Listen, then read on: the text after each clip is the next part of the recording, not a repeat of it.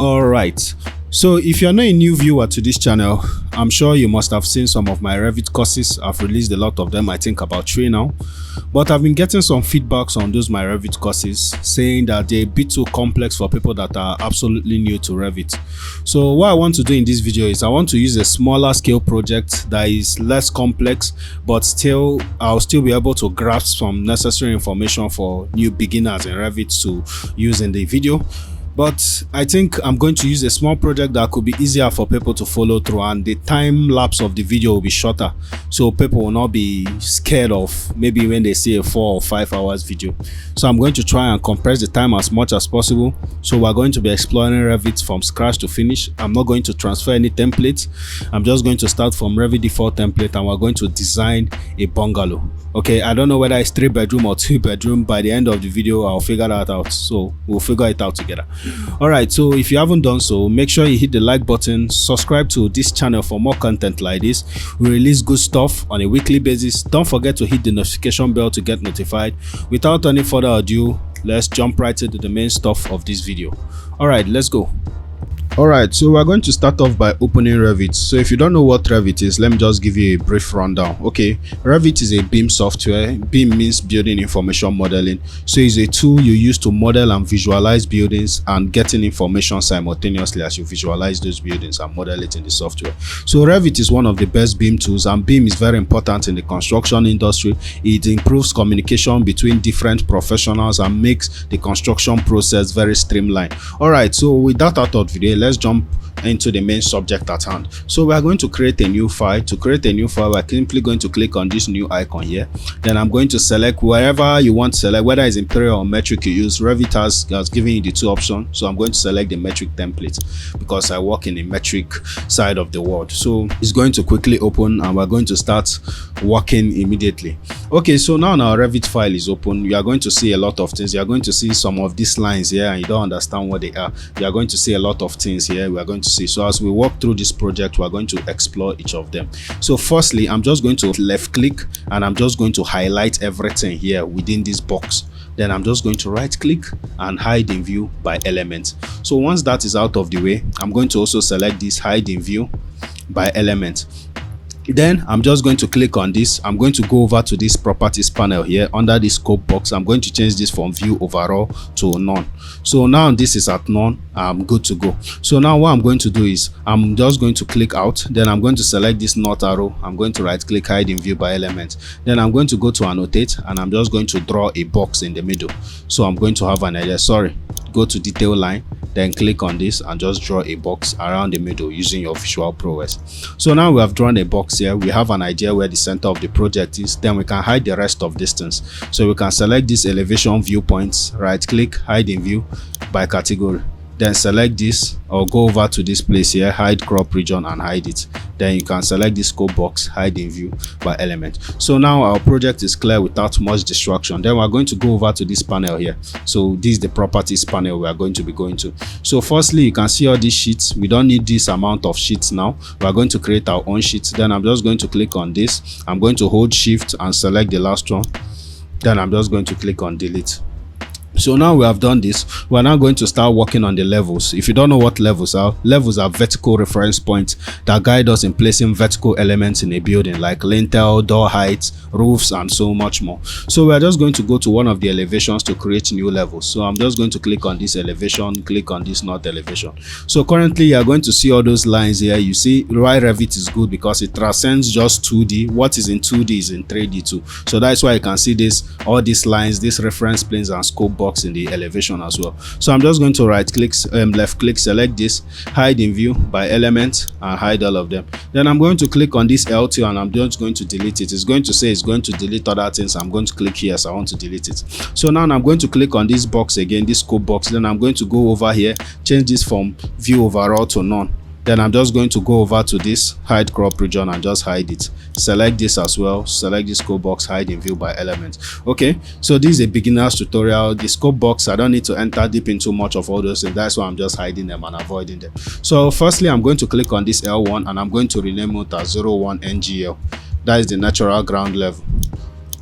Then it didn't change in my plan view, so I'm also going to go to this plan, rename it as 01 NGL. Okay, so now that is good. We are going to create more levels. To create more levels, we are going to go to architecture.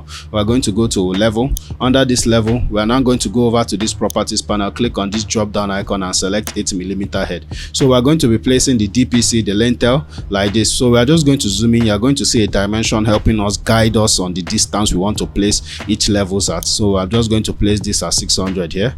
Then the rest of them, I'm just going to be placing them relatively anyhow, because I'm going to adjust it carefully later. Okay, so now I've placed this. I think after this, this is now the roof, then this is the parapet. So now I've placed all these levels. I'm going to click on escape. Then I'm going to start renaming them and adjusting their position. So this second one, I'm going to name it 02 DPC. The reason why I'm giving them numbers is so if they are appearing on plan here, they are going to arrange alphabetically or numerically, so it will be easy to follow it. So number 1 is the natural ground, number 2 DPC, number 3 lintel, and so much more. So I'm just going to click on this level. You are going to see this dimension will appear here. So I'm going to use it as something to help me guide me in my distance. So I'm just going to click on the dimension. I'm going to change it to 2.4 meters. That's where I want the lintel to be, and I'm going to rename it as 03 lintel level. So if you don't know, if you once you will click on rename, it's going to give you an option. Do you want to change rename corresponding views? I'm going to click on yes. So is this corresponding view is going to rename as well. So I'm also going to do the same. I'm just going to click on this name this 04 ceiling level, 04 ceiling. Then once I've renamed it, I'm going to click yes. So now I'm also going to adjust this. I'm going to make this 900 from the lintel level. Then I'm going to click on this 05 roof. Then I'm just going to click on it, click yes. Then I'm going to change the dimension to 450 of the ceiling level. I'm also going to do the same for this final one, lintel. I'm going to change it to 06, I think, and I'm going to name it parapet. Click yes. Then I'm going to change this to 1.2. Okay, so now I've renamed all these levels. You can see all these levels are looking clustered and the names are just jamming each other. So I'm just going to click on one of them. I'm going to see this zigzag icon here. Once I click on it, I'm just going to click on this point to just arrange it like this. But this is not still enough. This is still looking clustered. So we're going to edit the level text of this. And if you click on any of this level text, you cannot just edit it by simply clicking this. You're just going to click OK. So what we're going to do is we're going to go under family, click on this plus icon, go under this annotation symbols, then go alphabetically. Levels is letter L, so we're just going to go to level head circle, click on it first, right click, then click on edit type. So once we click on edit type, I'm just going to select one of these texts. I think two of them are the same text, so if I apply changes to one, it will apply to the other. I'm going to click edit type, then I'm going to change this to 1.8. Let me use 1.8. Then I'm going to change the text font to Bebas Newer, my favorite. If you don't have Bebas Newer, you can download the TRL file and install it on your system. It's on the internet, very free. Then now I'm just going to adjust the position a bit, adjust the position of this a bit. I'm going to select both of them and I'm going to move them closer to this. Once I've done this, I'm just going to click on this level circle and I'm going to change it to 2.5. So it's going to reduce the size of this. It's going to say it's going to remove constraints. I'm going to click remove constraints, then load it, click on load into project and close. I don't want to save this. Then I'm just going to click on override existing version and parameters. Then it's going to change. So I can click on this for this lintel level and change it. So now as you can see our levels. We have created our levels. We're just going to go over to this project browser, minimize this, minimize all this structural, plumbing, mechanical, electrical coordination. So we don't need all that now. So we're going to go to this NGL and we're going to start sketching from here. So we are going to be sketching the draft of our plan. We're going to go to annotate. Under annotate, we're going to go to detail line. So we're just going to start sketching what we want, how our plan will look. So let me just sketch one line here. I'm just going to click on tab, click on this, tab this, delete this. Then I'm just going to click on detail line. Then I'm going to be sketching my living room, sketching my entrance point or my foyer, sketching the guest bedroom. I think a bedroom will be here. Then the convenience along with the general convenience, something like this. Then this will join here. I'm also going to bring out another bedroom here. I'm going to be bringing out a lobby here. I'm going to be bringing out a dining here, just an extension of the living room. Then I'm going to bring out a kitchen along here as well. So once this is done, I'm just going to throw this here and close this here. So now I'm just going to create another bedroom here. And once I think this bedroom I've created, I'm now going to draw a convenience here. So I could just align this here, I could just align this line here, I could delete this, I could extend this a bit, then I could click on detail line and I could just do a detail line of the convenience for this. I think so far it's looking good, except this place don't have a convenience, so I'm just going to find a way and just draft a convenience. So once this is done, let's just say like this, and I think this should do the job. So I'm just going to draft this and I'm going to delete. Okay, I think so far this is looking good and this is not bad for a 3-bedroom. So now we are now going to start using walls, creating our walls to fill up this place. So I'm going to go to architecture, I'm going to go to walls. Under these walls we are going to see this basic generic 200 walls, but we want to create our own custom wall. So I'm going to click on edit type, I'm going to click on duplicate, I'm going to rename it 012254. Then I'm going to start editing the parameters. Click OK, click on edit, change this thickness to 225, then make sure it's 225, then assign a new material to it. So I'm just going to right click, duplicate any material, and I'm going to change this material to wall paint. Then once I've changed it to wall paint, I'm going to click on this box icon, I'm going to go to appearance. Under appearance, I'm going to click on wall paint, then I'm just going to look for Ignite wall paint. I would like this cool white, then I'm just going to click on apply. I'm going to go to graphics. So once I'm in graphics, I'm going to click on this pattern and I'm going to change it to none. Then I'm going to click OK, click apply, click OK. So now I've changed this, I'm just going to wait for it to apply. Then I'm going to click OK. I'm going to click OK. So now we have created our basic 2254. I'm now going to go to this constraint. So the base constraint is NGL, that is where the wall is starting from, and the top constraint is unconnected. The unconnected height is 6 meters. So we're going to click on this unconnected and we're going to change it from unconnected to roof. So you're going to see the height from NGL to roof is going to be showing here in a grade format. So we're just going to start drafting our walls. So we are just going to be following this. Okay, so now we have drafted this basic 225 walls. You can see the walls default graphics is highlighted in 225 thickness. So what we are going to do now is we are going to save this project because we haven't saved it. So I'm just going to hit Ctrl S and it's going to give us option to go to where we want to save it. So I'm just going to save this as Revit Bungalow. So now I'm just going to click save and we are going to wait for it to save. Alright, so now we've saved this, we're going to go ahead and we're going to draft some lesser thicker walls for this work. So we're just going to click on wall again. This time we're going to click on edit type, we're going to click on duplicate, then we're going to change this to 02150 wall. Then once we've done this, I'm just going to click on OK. I'm going to now click on edit and I'm going to change the thickness to 150. So once this is done, I'm going to click OK. I'm going to click OK again. Then I'm just going to draft a line here, a wall here. I'm just going to follow this, draft the other wall here, and I'm going to follow this and draft the last convenience wall. So now this is done. I'm just going to select this. I'm going to go over to this filter tab here. I'm going to check this wall off, so it's only going to be these lines that are checked on. Then I'm just going to delete all of them because we don't need any of those lines anymore. So now we are done with this wall. So we're now going to dimension this wall, so we're going to have an idea the size of this. To do that, we're going to click on annotate. We're going to click on this align tab. Then we're going to create our own own dimension type. I'm just going to click on edit type, duplicate, and I'm just going to name this 01 dim1. Then I'm just going to click OK.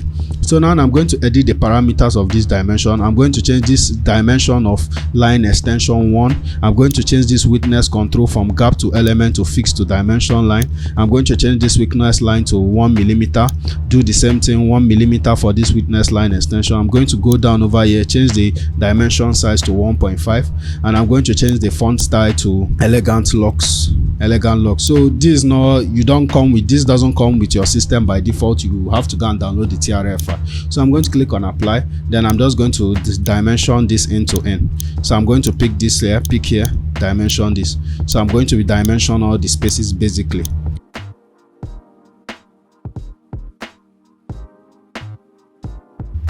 Okay, so now I've dimensioned everything. I'm just going to click on this and I'm going to start resizing them. So I'm going to change this to 4.8 meter.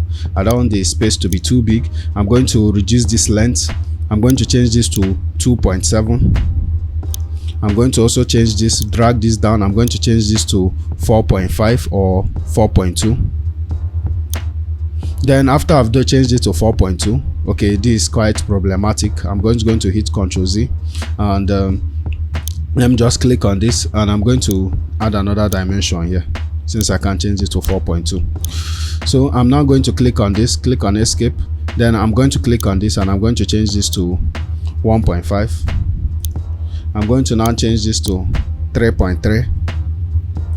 Then I'm going to reduce the width of this. I'm going to click on this width and I'm going to change this to, let's use 2.4. Then I'm also going to reduce this as well. Now I'm going to click on this and I'm going to reduce this to 3.3 or 3.6. Okay, let me just increase it a bit to 3.9. Then I'm just going to try and align this to this point here, and I'm going to click on this drop down and change this wall to this 225 wall just to match it. Then I'm just going to click on this and I'm going to change this to I'm going to use 900. Let me use 1 meter. Then I'm going to click on this 1.5. Okay, then I'm just going to click on this wall and I'm going to try and reduce this size. Okay, let me click on it and I'm going to reduce this size to 4.2. I think that is very sizable. So now I've reduced this, you can see that it's affecting the cross ventilation of this space. So I'm now going to work on this as well. I'm going to click this, change it to 1.5, click this 1.2, then click on this, call this 3.6. So it's going to give us at least a bit provision to ventilate this space here. So now we've done this, I'm going to click on this and I'm going to increase this space to 3.3. So this is going to be balanced out. So now we have created the draft or the sketch of the floor plan. So now we are going to be adding some balconies. So for balconies, what I usually do is I typically add to R4. So we're just going to click on detail line and we're just going to sketch out the profile of the balcony. So I'm just going to bring this out here to about 1.2. Then I'm just going to extend it all the way up until this point, and I'm going to stop it somewhere here. So I'm going to draw a line from here about, let's use 975. Then I'm going to draw another line here and I'm just going to extend this to about 1.5. So it's going to give me the character I have in mind. So what I'm going to do is I'm going to go to architecture, I'm going to go to wall. Under this wall, I'm going to change this back to 2254. So what I'm going to do is I'm going to be drawing a wall from this point. I'm going to change this from wall center line, click on this drop down, change it to finish first exterior. Then I'm going to draft to this point up until 600. Then I'm now going to go diagonal at 45 degrees to just meet up with this wall. Okay, so now I've done this, I'm now going to click on this wall here. I'm going to change this top constraint to DPC, and I'm going to click on this top offset to 25 millimeter above DPC. Then I'm just going to click on wall here and I'm going to draft this now. So now I've done this, I already have the walls I want to do. I could just click on this and I could drag this up to this point, so it's going to match this. So now I'm now going to start creating the floorings. So to create the floors, I'm going to go to DPC. So now in DPC, those lines I created in NGL, I cannot see them here. So I'm going to go back to this NGL, select these two lines. Once I've selected them, I'm going to click on this copy to clipboard, then I'm going to paste, align to selected views, then I'm going to paste in DPC. So once I've done this, now I'm going to go to the DPC now. So I'm going to see this wall I want to create here. So what I'm going to do now is I'm going to go to architecture, I'm going to go to wall. So now I'm just going to click on this edge here. I'm going to click on this edge here. I'm going to draft a wall profile. Then I'm just going to click on this and draft another wall profile up till, let me use 1.2. Okay, let me just stop at 900 or 600. Then I'm going to click on this point here and I'm going to drag this here. So now I'm just going to click on this point and I'm going to try and make this diagonal as well at 45 degrees. Then once this is done, I could just click on this, I could delete this here, I could click on this, I could just drag this back here. Okay, click on unjoin elements, then go and click on this trim tool here to just trim this here. So now I've done this, I'm going to now create the floors I intend on creating. So I'm also going to click on this wall here, I'm going to click on it, I'm going to click on copy, then I'm just going to copy from here, drag to this point and copy here. Then I'm going to click on this wall and I'm just going to drag it to this point. So now I've kind of segmented this area now and I want to do something a bit crazy. So now I'm going to go to architecture, I'm going to go to floor. So under this floor, the same way you create new type of walls, the same way you're going to use and create your new floors. So I'm going to click on edit type, I'm going to click on duplicate. I'm just going to name this 01 floor main. Then I'm going to click on OK. I'm going to click on edit type. I'm going to change the thickness to 150 millimeter or 6 inches. That is 6 inches in the imperial system. Then I'm just going to right click, duplicate, and I'm going to call this 002 floor tiles. Then once I've done this, I'm going to click on this to assign a new material. I'm going to go to appearance, and I'm going to go under this flooring, and I'm just going to look for tiles. Then I'm just going to look for this white diamond red tiles. Graphics, I'm just going to click on this. Okay, use render appearance, click apply. Then I'm going to click OK. Okay, so now once this is done, I'm just going to click OK. Click OK. So we have created our new floor. So we are going to see an array of tools to use. We are going to be using this basic line tool, and we're just going to draft out. So using this basic line tools, we are going to use the opportunity to draft out our terrace here. So we're just going to follow this path here to create our floors. So in real life, floors are actually casted by edge to edge on the outer walls, but me, in Revit, I usually like doing it like this, so it's not going to stress me much and when I want to render it and all. So now I'm just going to click on finish. Okay, it's giving me an error. I didn't sketch it, so I'm going to click on continue. I'm just going to trim this. Then I'm going to click on finish. I'm going to click on this don't attach. So now what I want to do is I want to make a grass porch to be here. So I want to make a space for green. So I'm just going to click on this. I'm going to click on edit type, and I'm going to drag this profile to this point, and I'm going to click finish. Then I'm going to click done attach. So I'm just going to select this wall here, this dwarf wall. Then I'm going to click on copy, and I'm going to copy it to this point here. So it's going to create provision for where I'll create my grass porch. So I'm going to delete this line now. I don't really need the line. So now you can see that we have created something. And if you want to go to 3D to see what we've created, you are just going to click on this home icon here, and we're going to see 3D view. So we are just going to click on this tab here to change the visual style to shaded. Then we're just going to click on this and change it to fine detail. So we're going to see as much detail. So you can see we have an issue here, especially with this wall. Remember, we created this in DPC, so it didn't start from the NGL. So what I'm going to do, I'm just going to select 3 of them, and I'm just going to click on this base constraint. I'm going to change it to NGL, and you can see it has applied. Then I'm going to click on this top constraint, and I'm going to change it to parapet, so it's going to be higher than the others. Okay, so now this is done. We are going to continue what we're doing. So we're going to go back to this DPC now, and we are going to start creating more floors. So we are going to be creating the green area in form of a floor. I usually like using floors to create some certain kind of green area porch. So I'm just going to click on this. I'm going to click on copy it out first. Then once I click on copy, I'm going to click on it, and I'm now going to click edit type. Then I'm going to delete this profile, and I'm just going to click on this box profile, click on this point, click on this point. Then now I'm going to click on edit type. I'm going to click on duplicate, and I'm going to name this 01 or 03 green area. Then I'm just going to click OK. I'm going to click on edit type. I'm just going to change the click on this material, right click, duplicate, call this 03 green area, green grass or just grass.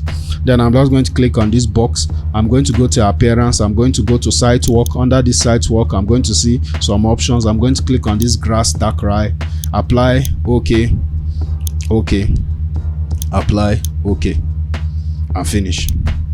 Okay, and I'm going to click don't attach. So now I'm going to go back to this NGL, and why am I going back to this NGL? I want to start creating the steps. So I'm going to create some steps here, and I'm going to create some steps here. Okay, so I'm going to delete this. So this is just an opportunity to cover the staircase interface, even though we are not going multiple floors in this project. So I'm going to go to under this architecture. Under this architecture, I'm going to see this steps icon stair. So I'm going to click on it. So now we are going to be creating our stairs, and now you are going to see it things will come up like this. So what we are going to do first, we are going to click on this drop down, and we're going to set this monolithic staircase. Then under this monolithic, we are going to click on edit type. We are going to click on duplicate, and we're just going to name this 01 steps. So now I'm going to click OK. So once we have renamed it as 01 steps, so I'm going to click on this monolithic run type. Then we're going to click on duplicate, and we're also going to name this 01 steps. Then once we have done this, I'm going to click on OK. I'm going to change this under surface from smooth to stepped, and I'm going to change the thickness to 600. Then I'm going to go to this monolithic material. I'm going to click on edit type. I'm going to right click, duplicate. All right, so now we're just going to click OK. We're going to click OK. So now I think we're ready to start drawing our staircase. So we're just going to change this actual thread height to 300 just to make sure. Then we're now going to click on, instead of any of these two, we're just going to click on this create sketch. So what we're going to do now is we're now going to draw. I'll start from this boundary line. So this boundary line is like the guide of our stair.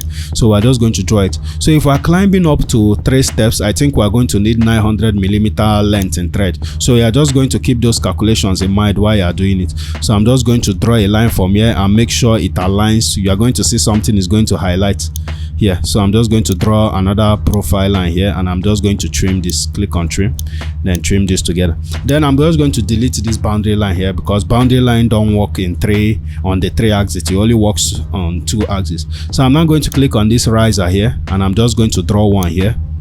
Then I'm going to click on this offset tool, and I'm going to offset it by 300mm.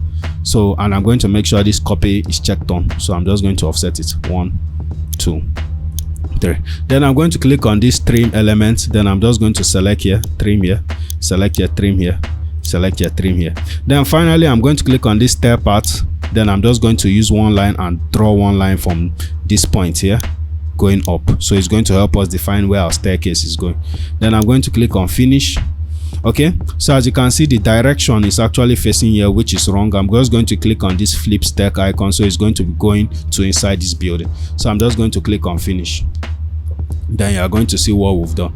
So now if you go back to 3D view, you are now going to see that we have created steps, and it even came with its own railing. We can decide to delete this railing because we don't need it for now. Delete this one. So now I'm going to go back to this NGL. Then I'm going to go to architecture again, click on step. Then I'm going to just start creating afresh. So I'm going to click on sketch again, draw my boundaries, draw the second boundary. Okay, I think I didn't get it. 900. Then I'm going to click on riser, and I'm just going to sketch the riser. Click on offset 300, 300, 300. Then I'm going to click on stair part, and I'm just going to draw a point to this point. Then I'm going to click on finish, flip, and finish. So now we are done with the step creation and the floor creation. Let's just carry one of these dwarf walls and place it here. So I could just click on this dwarf wall again, and I could just click on copy, just click on this point here and copy it to this point here. Then I'm just going to align it to this point here. So another thing, if you are dragging your work and all these thick lines here is visually distracted, what you can do is just to hit TL on your keyboard. So this is like a temporary graphic setting that kind of makes the lines in your work thin. So I'm just going to click on this one. I'm going to click on this, change it to finish face interior. So the editing part is going to go from outward to inner. Then I'm just going to align it and pick this point here, which is good. So now in thin lines we cannot see the thickness of our walls, but we're still going to get back to it once we enter the graphics aspect. So now we're going to start placing doors and windows in Revit. So to do that is very simple and straightforward. You are going to click on doors, and you're going to see an area of doors here. So you can see, if you click on this drop down, you can see different kind of doors. So if you want to place them, you can just place one here and one here where you're supposed to place.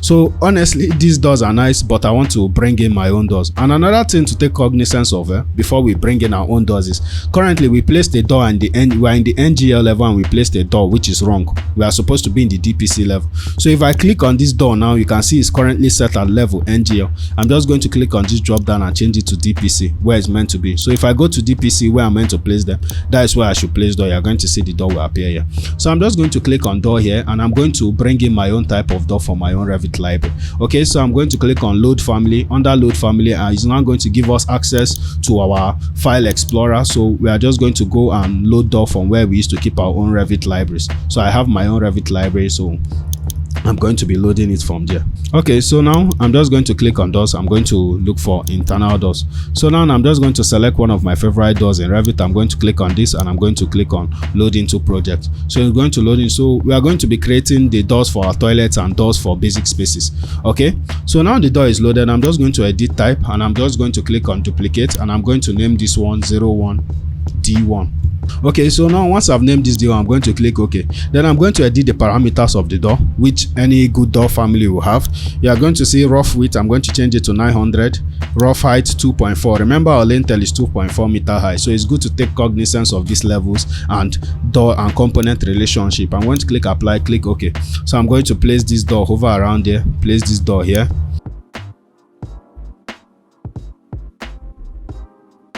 Okay, so now we are going to be placing some sliding doors. We are going to be placing some 2 double swing doors here. Okay, so I'm going to click on escape. Then once I've clicked on escape, I'm just going to click on door again. Then door, I'm going to click on load family. Then I'm going to be going to the sliding door category. So I'm going to click on this sliding door. I'm going to look for this 2 panel sliding door. I think 3 panel is better, so I'm just going to click on this 3 panel sliding door. Load into project. And once it's loaded, in the same way I edited the parameter before, it's the same way I'm going to do it now. So I'm going to click on edit type. I'm going to click on duplicate. I'm going to call this D3. Then I'm going to click OK. Then I'm going to change the height to 2.4.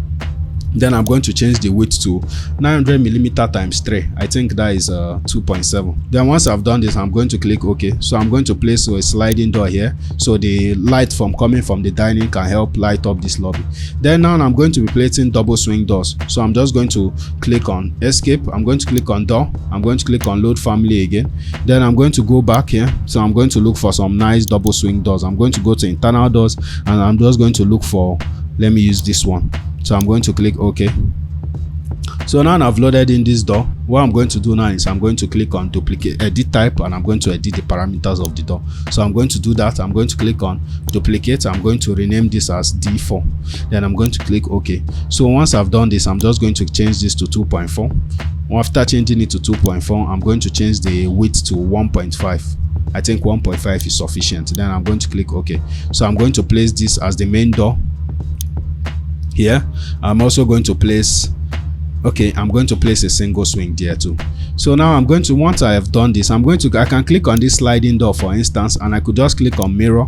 So once I click on mirror by sketching axis, I'm going to make sure this copy is checked on. So it's going to duplicate, pick this point here, and this door is going to mirror perpendicular to this side. So we could just click on this dimension and change it to 900. So it's just going to help us space where this door is. So now I think we have placed most of the doors. It's just I left this entrance door to be empty on purpose because I want to do something. So like for instance, this door now, I could just click on this. I could just click on mirror again, mirror it perpendicular. Then I think this is fine and good. Okay, so now you can see we have created doors to all these spaces. I'm just going to change the swing of this. I'm going to offset this to the center point, so it's not going to cause some movement issue too much in this lobby. So now the same way we did the doors, we are going to be placing windows. Okay, so in windows, you are going to click on window here. So under this window, Revit has its own default windows, but of course I'm not going to use Revit windows. The same way you place door, let's say we select one of these windows, you can see how we are going to place it. So you can now set the height. You can click on this constraint, set the height and whatever you want to set. Then I'm going to click escape. So I'm going to click on window again. I'm going to click on load family. So under this load family, I'm now going to go to a window category where I kept some windows I usually use, so in my Revit library. So I'm going to be dropping this Revit file so you can get all the components I used in this video for totally free. Okay, then I'm just going to go to this window here, and I'm going to look for some casement windows. So under this casement windows, I want a window with a kind of contemporary character I'm going to be using in the building. So I'm just going to use a simple plain double swing window. So I'm going to click on this, and I'm going to click OK. So once I've brought this in, I'm now going to create the one for the regular placement and the one for my window. So I'm going to create edit type. I'm going to click on duplicate. Then I'm going to name this W1. That is window 1. So this is going to be my main general window. I'm going to click OK, and I'm going to change the default head height to 2.4. I'm going to change the width of the window to 900 millimeter. I don't want it to be too wide. I'm going to change the height to 1.8. Okay, 1.8 is a bit too much. Okay, let's just leave it at 1.8, whatever. So now I think I'm just going to click OK. So now I've created this window. I'm now going to place them at intervals. So I'm going to place one here. I'm going to place one here. You can still use dimensions to edit their positions later. Okay, then I'm also going to place one here.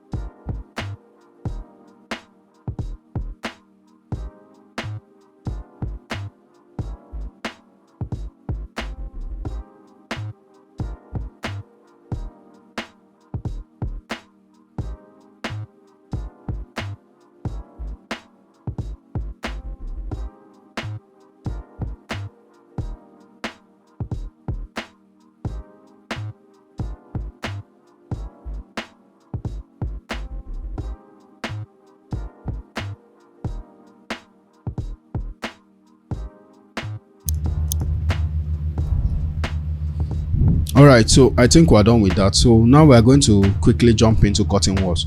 So cutting walls, they are very versatile tools. They use them in a lot of modern projects today. So we're going to be creating cutting walls, and I'm going to show you how to place components like doors and windows within those cutting walls. So we're quickly going to go to architecture. We're going to go to wall. Then once we've clicked on wall, we're going to click on this drop down, and we're going to scroll down to cutting wall non-defined. So this non-defined is like the most basic or raw form of cutting wall in Revit. So we're going to be editing it from here and creating our desired cutting wall. So I'm going to click on edit type. I'm going to click on duplicate, and I'm just going to name this 01 cutting wall CW1. This is our cutting wall 1. So I'm going to click on OK. Then I'm going to be changing some parameters. I'm going to check this automatically embedded. I'm going to click on this from none to cutting wall panel glazed.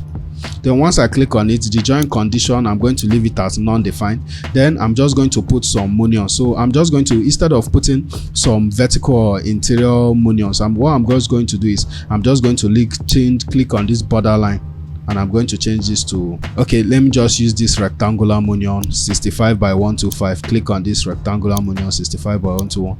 The same for this 65 by 121. 65 by 125. Okay, so now I've done this, I'm just going to click on apply, and I'm going to click OK. So now you can see the same way you draw walls in Revit, the same way you draw cutting walls, you're going to see base constraint and top constraint. So cutting walls, I usually used to put them just a bit above the ground. So I'm going to put 150 offset, like for this dining, because I want to throw in a lot of light from here.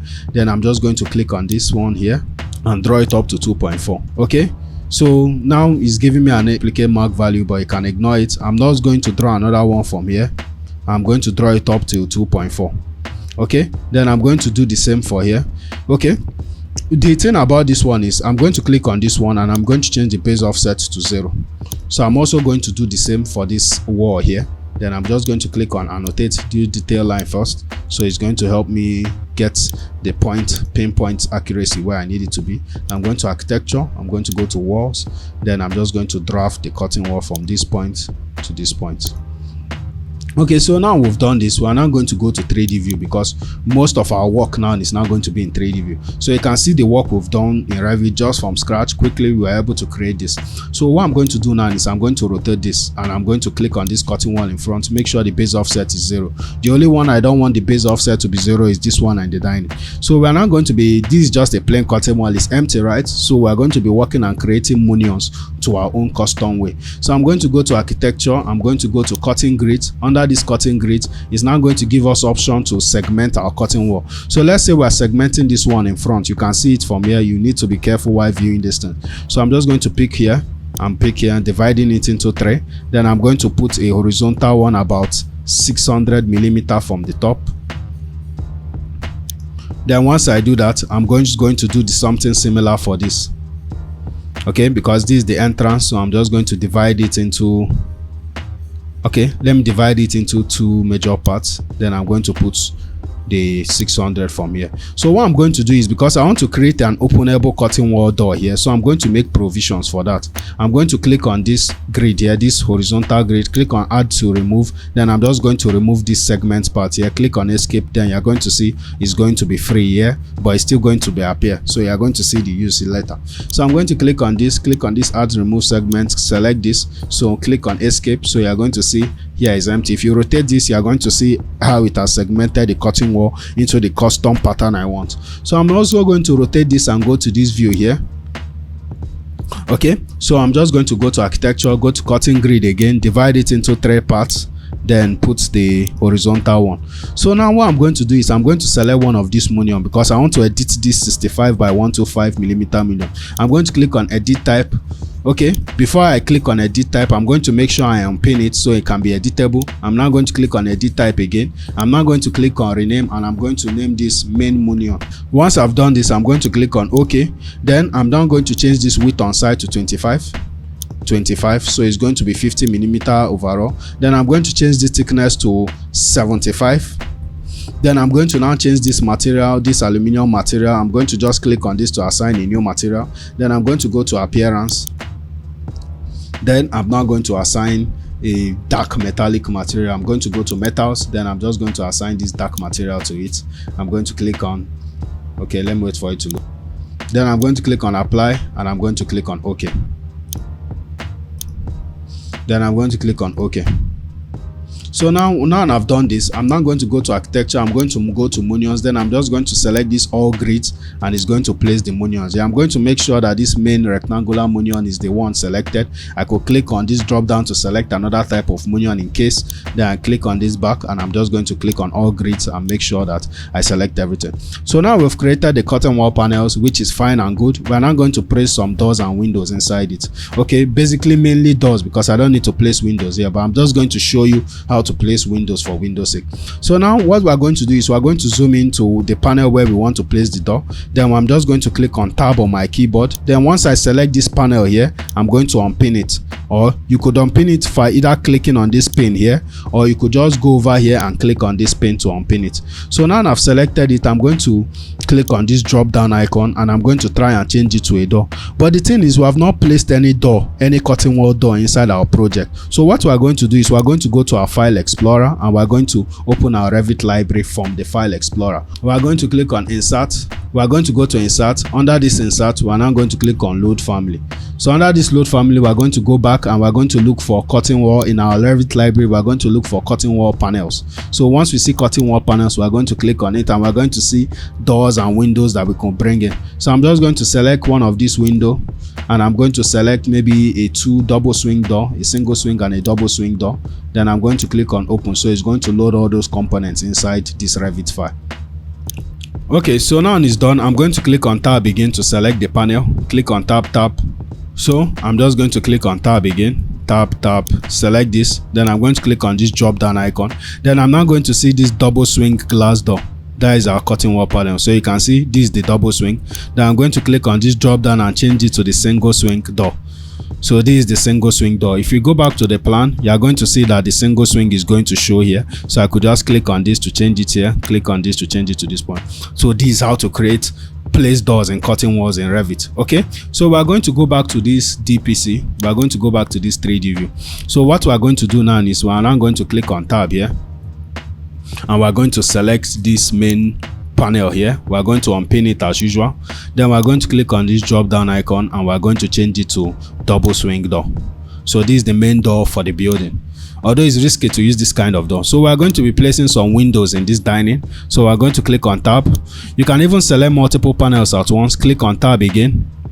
Once the panel you want to select, the second panel you want to select is highlighted, hold Control, select it, click on tab again, hold Control, select it, go and unpin all of them. By unpinning it, it's going to unpin all of them. Click on this drop down and change it to this curtain wall window. So you can see the windows here. So you can see we have created curtain wall. We have done the fenestration for this work. If you go back to the DPC, you are going to see what we've done. Okay, so as you can see, these munions, we are not seeing anything, and the reason why we are not seeing anything is because of the view range. So we can still always edit this view range and we can change it to, let's use 1.5, then click apply. So now we can now see the munions of our curtain walls very well. So you can see the wonderful work we've done. Okay, so now we are done with the plans and this thing. We are now going to be working more on the facade. So we are going to now model the facade and model all the slabs, the roofs and the parapet walls we want to do. Okay, so we're just going to go to this top view and we're going to be drawing some walls from here. Okay, so I want an envelope here. I'm going to be drawing a wall to cover this balcony and I'm going to slab this wall with a concrete slab. So to do that, I'm just going to go to architecture. I'm going to go to wall. Under this wall, so the important thing in this aspect is setting your constraints well, because in this aspect now we work a lot with the constraints we set. So we're going to be using those constraints to work on this thing and get the desired thing we want to do. Okay, so what we're going to do is now we are going to click on this drop down icon. We are going to change this to wall. We're going to change this to 2254. Then we're going to make sure that it's set at not wall center line, finish face exterior or finish face interior, regardless of depending on how the case may be. Then I'm now going to change this top constraint. I'm going to change it to roof level because I want a wall to run from ceiling level. Change this base constraint to ceiling level. Remove this 150 mm. So I want this wall to run from the ceiling. The wall I'm going to draw here to run from the ceiling to the roof. So what I'm going to do is I'm just going to draw the wall here. Okay, let me draw it from this point. Draw it from this point and draw it from here. So once I've done this, you are going to see now that this wall we've created. So you can now see that this wall goes from here and joins to this point. So what we're now going to do is we are going to select, you see these 3 walls here, we're going to highlight everything and we're going to put the base offset as 300, so it's going to be above the other parapets. So now I'm just going to go back to this top view again and I'm going to draw another wall over this one here. So I'm going to go to this wall again, then instead of using roof level, I'm going to change this to parapet level, and I'm now going to change the base constraint to roof level. Then I'm going to give the base constraint an offset of 900. Then I'm just going to draft from here to this point. So I'm going to draft another one from here, or pick from this point and draft another one from here. So now this is done. I'm now going to draw our parapet wall that is going to go around this building. So I'm just going to click on change this from wall to a finish face exterior to wall center line. Then I'm just going to click on this offset here and I'm going to change it to 0. Then I'm now going to be drawing the parapet walls around this building. So I'm going to draw it from here. I'm going to draw another one here,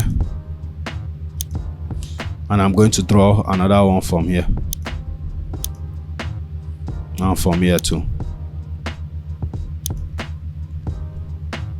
and stop this here. Okay, so before we draw the parapet over this place, we are going to draw some beams here. So we're just going to reduce this top offset to this base offset to ceiling. We're going to change this top offset to roof. Then we're just going to draft out a wall here first, then draft out another wall here first. Then once we've done that, we're going to click escape, click on this parapet wall and extend it to this point, exactly this point. So once we've done this, if we rotate this, we are now going to see what the kind of character we are forming here. So now you can see that this thing is looking weird because we didn't offset it like the other part should have offset. So we're just going to rotate this here, and we're going to click on this, and we're going to put the top offset to around 300, just like this other part. Okay, so this is basically what we are doing here, and you can see how it's already coming out as intended. Okay, so we're just going to rotate this here and we're going to do something a bit interesting. We're going to click on modify, we're going to click on split, and we're going to split this wall here. We're going to split this wall here. So what I want to do is I want to make this whole element here a secluded unit. So I'm going to select these 3 walls and I'm going to change it to parapet level, and I'm going to change the offset level to 300 millimeter. So this whole place is now going to be secluded in a way. Okay, so now this place is secluded. I'm going to slab 2 places. I'm going to slab here and I'm going to slab on top of this. So how I'm going to do this now is I'm going to rotate this to the top view, because I told you we'll be working with these 3D views. Now I'm going to go to architecture, I'm going to go to floor. So what I'm going to do is I'm going to click on edit type, I'm going to click on duplicate, and I'm going to name this 02 roof slab. So once I've done this, I'm going to click on OK. I'm going to click on edit type. Then I'm now going to go to duplicate. I'm going to change the material. I'm going to right click. I'm going to click on duplicate, and I'm going to name this concrete floor. So once I've done this, I'm going to click on this icon here. I'm going to go to appearance and I'm going to go under this concrete here. Then I'm just going to select this concrete. I'm going to click apply. I'm going to click OK. I'm going to click OK here. Click OK. So now we can now start drawing the profile of this our floor slab, which I'm just going to draw from here, draw from here, draw from here, draw from here, draw from here, draw from here. So once I've done this, I'm going to make sure that this level I change it to roof level, because this is where this slab is ending at. It's ending at the roof level. Then I'm going to click on finish. Then I'm going to click on don't attach. So what I'm going to do now is I'm going to click off, click escape. Then I'm going to rotate this. So you see that we have already slabbed this area here, and you can see this element is coming out as one single. If you rotate this to the front view, you can already see the nice contemporary bungalow we've done, which is looking all fine and good. So now what I'm going to do is I'm going to rotate this here. I'm going to click on this wall here. I'm going to change the base top offset to -150, so it's not going to be clashing with this slab. Then I'm going to go over to this top view again, and I'm going to slab this top one as I said I'm going to do. I'm going to go to floor. Under floor, I'm going to change this from this to parapet wall, and I'm going to change the height offset to 300, so it's going to match that of the top part. So I'm now going to draft this, and I'm now going to finish it up, and I'm going to click on don't attach. So now you can see we have already created 2 slabs here, and we have drawn this. So the next part we are going to be working on now with slab this is we are going to be working on the roofing aspect of this work. So roofing is simple in Revit. It's similar to creating floors. The only thing you are going to be working with the slopes of the roof. So let's say we start from roof level, parapet level.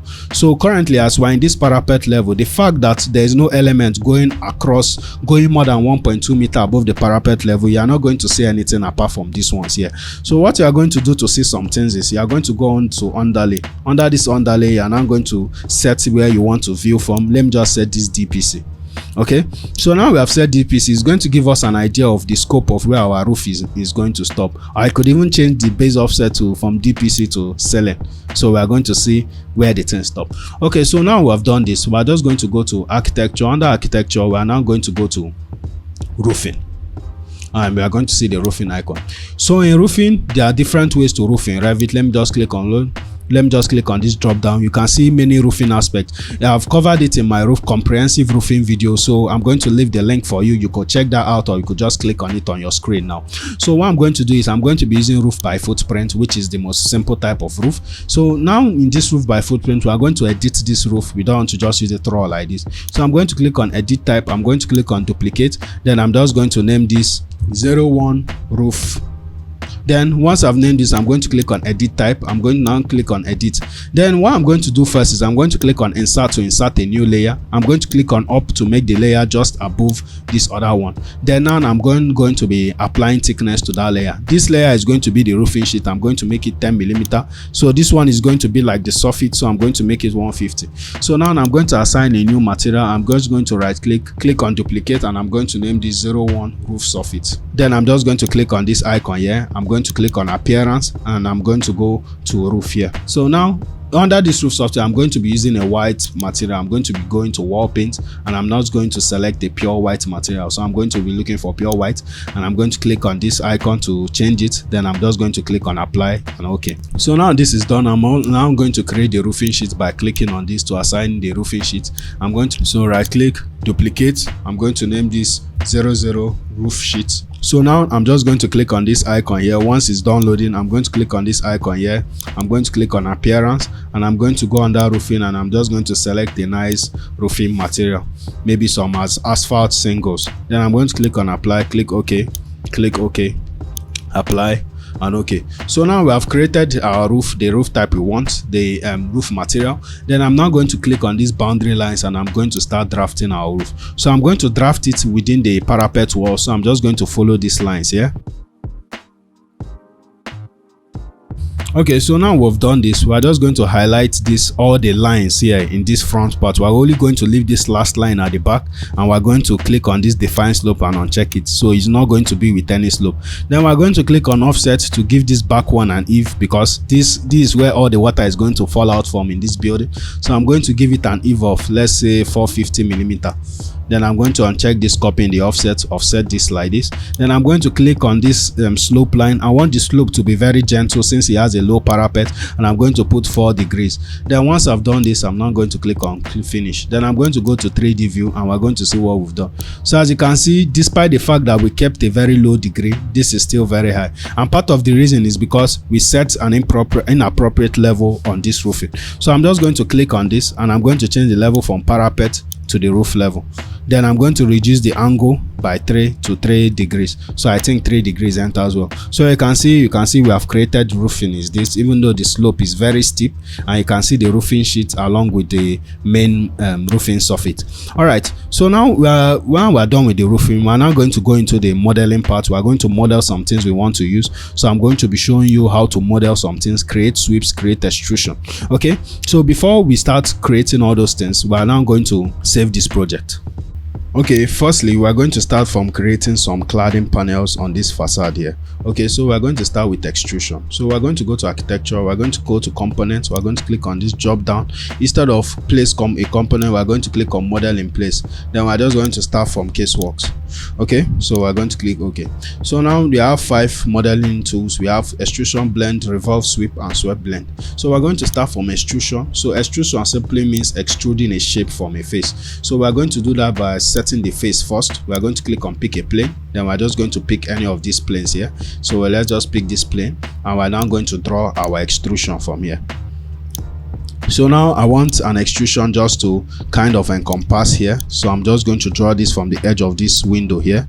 Then I could now use my trim tool to just trim the rest. Then I could just click on sweep, trim here, trim tool, and trim here. Then I'm going to set the thickness of the extrusion. I'm going to set this at 75 millimeter. Then I'm going to just assign a material to it. So I'm going to be calling this one duplicate. I'm going to right click duplicate, and I'm going to call this 01 dark material. Then once I've given it the name, I'm just going to click on this to assign a new material. I'm going to go to appearance. I'm going to go under this wall paint, and I'm just going to be changing it to dark or maybe gray. Then once I've done this, I'm going to make sure the graphics is set as use render appearance. So I'm just going to go to graphics, click apply, then I'm going to click OK. Then I'm just going to click on finish. So now we have done this, you can see the nice element and the nice extrusion we have created. So the next aspect I'm going to be talking about is sweep. So sweep basically means you are going to sweep through a profile. You are going to draw a section, and that section is going to go through a part. So I'm just going to go to create, and I'm going to go to sweep. So we have two methods of sweeping. We have sweep by picking part, or we have sweep by sketching part. I usually prefer sweep by sketching part. Then we're just going to click on set. We're going to click on pick work plane and set the plane where we'll sketch the part where the sweep will sweep through. So I'm just going to select on top of this one, and I'm now going to use this pick line tool to just pick the edges here. Pick this edge here, pick here. Then once I've done this, I'm just going to click on trim, and I'm going to trim all of them together. Then once I've done this, I'm now going to rotate this, and I'm now going to just draw the sweep profile. So now I'm just going to click on finish. I'm going to click on select profile. I'm going to click on edit profile. Then I'm just going to draw a profile to this point here, 25 millimeter. Draw a profile up to this point. So once I've done this, I'm just going to change this by category. I'm going to assign a new material. So instead of wall paint, I'm going to click on duplicate, and I'm just going to call this 01 surface paint. Then once I've done this, okay, let me just change it, spell it correctly. I'm just going to click on this icon here, and I'm going to assign a new material to it. As usual, appearance, I'm going to go to wall paint. Under this wall paint, I'm just going to look for a nice white wall paint. I think pure white will do the job. So I'm going to click on apply, I'm going to click on apply, and I'm going to click on OK. Okay, so now we have done this. We have assigned a new material to this sweep. We are going to click finish, and we're going to click finish.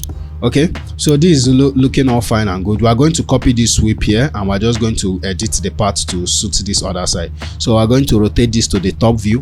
We're going to click on this. We're going to click on copy, click on this, and just copy it to any point.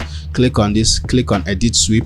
Then once we click on edit sweep, we're going to click on edit part. So we're going to delete these two lines. We're going to drag this line to this point here. We're going to extend it and drag it here. We're also going to drag this to this point here. We're going to now use this pick line part, and we're just going to pick this up to this point, and we're going to click finish. So I think we have covered that. Okay, so I noticed there is an issue. You can see that the thing is offsetting out inwards instead of outwards. So I'm going to click on edit type. I'm just going to click on select profile, edit profile. Then I'm going to rotate this to an appropriate view, to the left view on this 3D gizmo here. Then I'm just going to highlight this, and I'm going to move it by 75. Once I've done this, I'm going to click finish.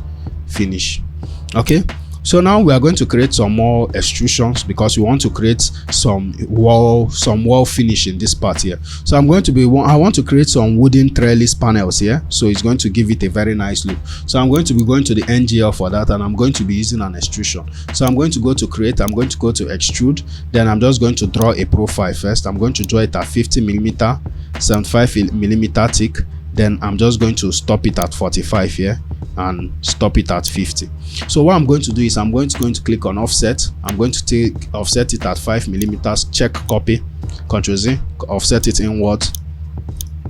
Then once I've offset it inwards, I'm also going to click on offset and offset this other profile here. So what I'm going to do now is I'm going to drag this line. Since I'll be copying it repeatedly, I'm going to drag this wall down, and I'm just going to trim some of the lines.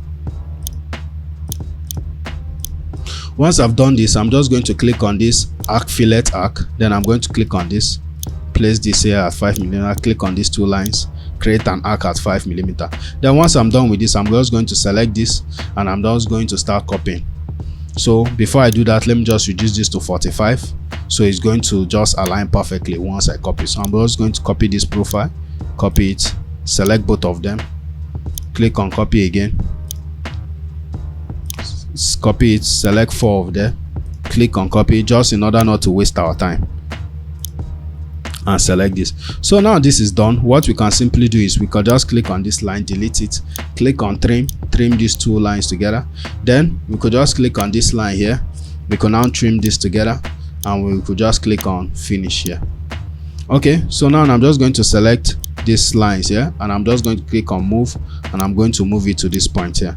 So now what we're going to do is we're going to assign a material to this as usual. I'm just going to click on these 3 dots. I'm going to right click, and I'm going to duplicate, and I'm going to call this 01 wood trellis.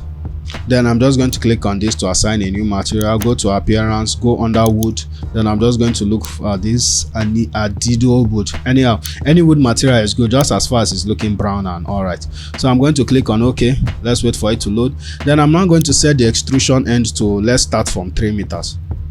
Then once I've done this, I'm going to click finish. I'm going to go to 3D, and I'm going to see that what we've done. So now I'm just going to rotate this to the front. We are going to see some gizmos, some parameter editors like this arrow here. I could just click on it and drag it to this point. So once we've dragged it, there is one issue. This thing is covering our window, and I don't want to start duplicating it. What are we simply going to do? We are going to do the void extrusion. So we're going to click on void forms. Under void forms, we're going to click on void extrusion. So just like normal extrusion, we'll be required to set a plane, pick plane. Then let's just say we just pick this plane here. Okay, so we are just going to click on this to draw the profile where we want to cut a void from. So I'm just going to select from this point, and I'm going to drag it all the way to this point where the window stopped. Then I'm going to set the depth of the void at 150 millimeter. Then I'm going to click on finish. So you can see the void has cut through this place we want to cut through, which this is looking very nice. So now we have done with the void. We are going to be creating some mini window hoods. So these mini window hoods are very simple, and it's just basic extrusion, and then we're going to be creating ceilings. So what we're going to do is we're going to rotate this here. We're just going to click on create, we're going to click on extrusion, we're going to click on set pick part, we're going to click on this pick. Then we're just going to draw this profile here. Then once we've drawn this profile, we're going to change the thickness to 75 millimeter extrusion. Then we're going to assign a new material. Then once the material, we're going to be assigning this soffit paint. I think this soffit paint should serve. Then I'm just going to click wait for it to load. Then I'm going to click OK. So once we've done this, I'm just going to click on offset. I'm going to change the offset value to 100 millimeter. Then I'm going to highlight one, click on tab, highlight. Then once this is done, I'm just going to click on finish. I could click on edit type. Then I'm just going to select this and copy it while I'm still editing, and copy it on each of this one that is still a plane. Then I'm going to drag this, I'm going to move this, copy it here. I'm going to also move this, copy it here. So now I'm just going to highlight this. I'm going to copy this one here as well. Remember, we are meant to make a provision in this place, so we're just going to work on that shortly. So I'm going to click on finish and click on finish model. So you can see that we have done a lot of things. Another thing is, once you are modeling, you notice that everything we modeled, it was in one model in place interface. Okay, so you can see that if I highlight everything, it's going to select at once because we modeled it while we are doing one model in place. Okay, so as you can see, we even made a mistake here. We are meant to pick another plane for this didn't align with this, so we're going to go back to editing it. But before we do that, remember that we created a duct. So we're going to click on this, and we're going to make provisions for that duct. By clicking on this, we're going to click on edit in place. Then we're going to edit the wall. So now we are just going to select from this point here. I think just draw from this point. So we are going to create our duct vent for this window. So it's going to duct all these spaces. So I'm just going to click on split line tool, and I'm just going to trim this here and trim this here. Then I'm going to click on finish. Okay, so now the provision for our duct has been created. I'm going to click on this, click on edit type. So we're going to begin. I'm going to click OK. Don't mind this, sometimes it gives that error. So I'm going to click on this, click extrusion. Then I'm just going to delete this. So now what I'm going to do now is, after I click on finish here, I can now start. I'm going to do something a bit more creative that'll be more versatile and just be more helpful overall. So instead of using this extrusion, I'm going to delete this extrusion. What I'm going to do is I'm going to go to create and I'm going to use sweep. Under this sweep, I'm going to click sweep by part, by sketching part. Then I'm going to set the part, pick a plane, and I'm going to set the plane of the part to be this point, this wall here.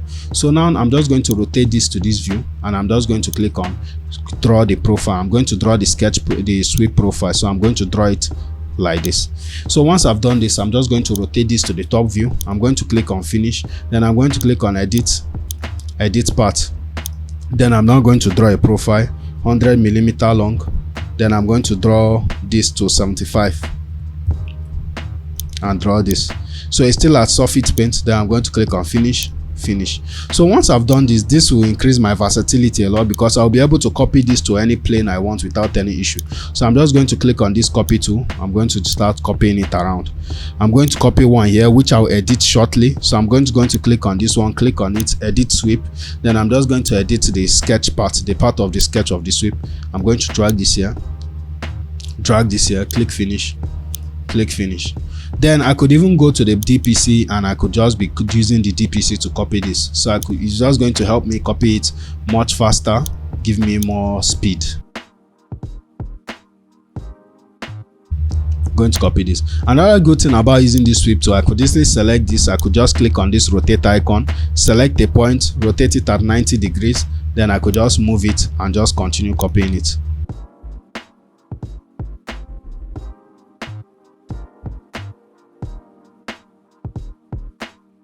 Then copy here.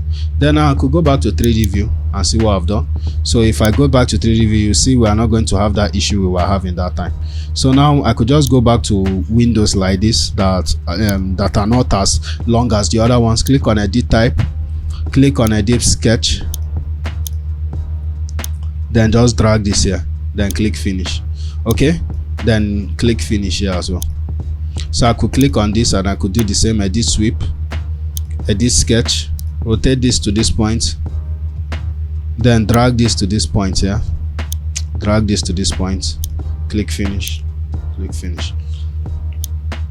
Okay, so let me just go back to DPC and continue copying what I want to copy. I'm just going to mirror this perpendicularly, then I'm going to adjust it just to fit in very well.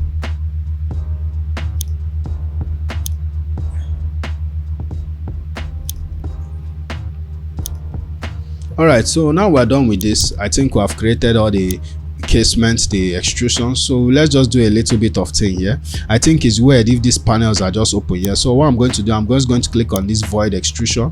I'm going to click on edit part. Then I'm just going to offset it by 100mm. Once I'm done with that, I'm going to click on finish. Then I'm going to go to create. I'm going to go to extrusion. Then I'm going to click on set, pick work plane. Then I'm going to be clicking on tab to select this work plane inside here. Okay, if I cannot select it, I'm going to click on escape, rotate this. Then I'm going to click on set, pick a plane. Then I'm going to try and select the edge, then pick it. Once I've picked it, I'm just going to click on this rectangular tool and I'm just going to draw a profile to just form a window hood. So this is going to look nice and good. Then I'm going to click on finish. So you can see this is looking very wonderful and it's looking beautiful. Okay, so now we are just going to create the ceilings for all this our open place, because to be weird if here is just open like this. So we're just going to go to create. We're going to go to extrusion. Under this extrusion, we're going to click on set. We're going to click on pick plane. So we're just going to pick here. So now we're just going to click on edit type and we're going to click on do right click, duplicate. Then we're just going to call this 01 ceiling. Let me just call it C. Then I'm just going to click on OK. So now I've clicked on ceiling, I'm just going to click on pick part. Since we have selected the plane, to pick here, pick this line here, pick this line here, pick this line here, pick this line. We can go to the plan view and sketch this thing. It's just me trying to be fast. Click this line here. Then I'm just going to trim this here, trim this here, trim this, and trim this here. So I'm going to extend this to this point and I'm going to make the thickness just 5mm. So once I've done this, I'm just going to click on finish. So you can see we have created ceiling for this. Okay, so there is an actual way of creating ceilings, but I just like using model in place just for me not to waste time. And once I do this, so shortly I'm going to show you how to create ceiling normally, but for now let's just use ceiling to model this, model in place to model this. So I'm going to click on extrusion, I'm going to click on pick a plane, set, pick work plane, then I'm just going to pick this here, pick this here, pick this here, pick this here. Then I'm going to go to DPC and I'm just going to pick this here as well. Then I'm going to try and trim everything together. Then I'm going to click on finish. The same thing, and finally I'm going to go to this last part, that is this section here. Then I'm just going to click on create extrusion. I'm going to click on set, pick work plane, then I'm going to pick here, and I'm going to pick here and pick this part here. So I'm just going to drag this to this point, and I think we are good to go. So now we're just going to click finish, and I'm going to click finish. So now I'm just going to quickly show you how to create normal ceilings the appropriate way in Revit. So to do that, we're going to go to this ceiling plans here. So this ceiling plans is going to give us reflected ceiling views. So if you go to this DPC, for instance, what you are seeing now is the potential reflected ceiling plan. So if I go to architecture and I go to ceiling, then once I go to ceiling, I'm going to set the constraint of the ceiling. I could set it at ceiling level, make sure this height offset is 0, because if you are setting it at DPC, you can use height offset, but me, I already have a ceiling level, so I'm going to make sure the thing is 0. So you can create ceilings by sketching them or automatic ceiling. For automatic ceiling, is automatically going to place ceilings in enclosed walls. So let's say, look at this one now. I'm just going to place this, place this, place this, place this here. It's telling me none of the elements are visible, but it doesn't mean they don't exist. So I'm going to place this, place this, place this. So I've successfully placed ceiling in all these spaces. So what I'm going to do is I'm going to click on escape, and I'm going to click on 3D view. Then I'm just going to rotate it to this view. So if you look inside this glass, if you look through this glass, if I click on it, you can see the ceiling I created, the compound ceiling. So I could still click on this ceiling, edit the properties, click on edit, and maybe change this to 10, change this to 5. Then I'm going to click OK, apply, OK. So you're going to see the thickness is going to reduce. So that is basically how to create ceilings in Revit. And remember, going back to this, we're going to click on this, and we're going to create some duct grills. I'm going to do a video on how to use cutting walls and create automated duct grills in Revit, but that will be for another video. For this video, I'm just going to use an extrusion to create the grills I want. So I'm going to click on edit type. In this our extrusion group, I'm going to click on create, I'm going to click on extrusion, then I'm going to click on set, pick work plane, I'm going to pick this plane. Then I'm just going to draw a rectangle here. So once I've done this, I'm just going to click on offset. I'm going to click on 25mm offset. Okay, click on this offset back, click on make sure this copy is checked on, click on offset, then click on this offset, then click on uncheck copy, offset this again, so it will be 50mm gap. Then I'm going to trim this. So what I'm going to do is I'm just going to left click and highlight this. I'm going to make sure the highlight is here, stops here. Then I'm just going to click on copy this first one here, highlight it again to this point, copy it into multiples like this, highlight it again to this point, copy it into the fourth multiple. Okay, let me just click on copy again, pick this point here. Then I'm just going to highlight to this point again, then copy it. Yeah, so you can see as I'm selecting all of them, duplicating it to be all these profiles will be much easier. So once I've copied this to this point here, I think finally we can select up to this point here, then just click on copy. So I think this is pretty much enough. Then we're going to set the parameters. I'm going to click this extrusion start at 0. Then I'm going to change this. Instead of coming out, I'm going to click on -25. So it's going to like extrude in. So I'm going to assign a new material to it. This time I'm going to look for a metallic material. So let me just look for, then let me just click on this aluminum. I'm going to duplicate it. And I'm just going to name this grill panel. Then I'm just going to click on assign new material to assign a new material to it. Then I'm going to go to appearance, I'm going to go to metal, and I'm going to be looking for a whitish metal. And once I've clicked on it, I'm going to click on apply, and I'm going to click on OK. Okay, so I'm going to click on finish.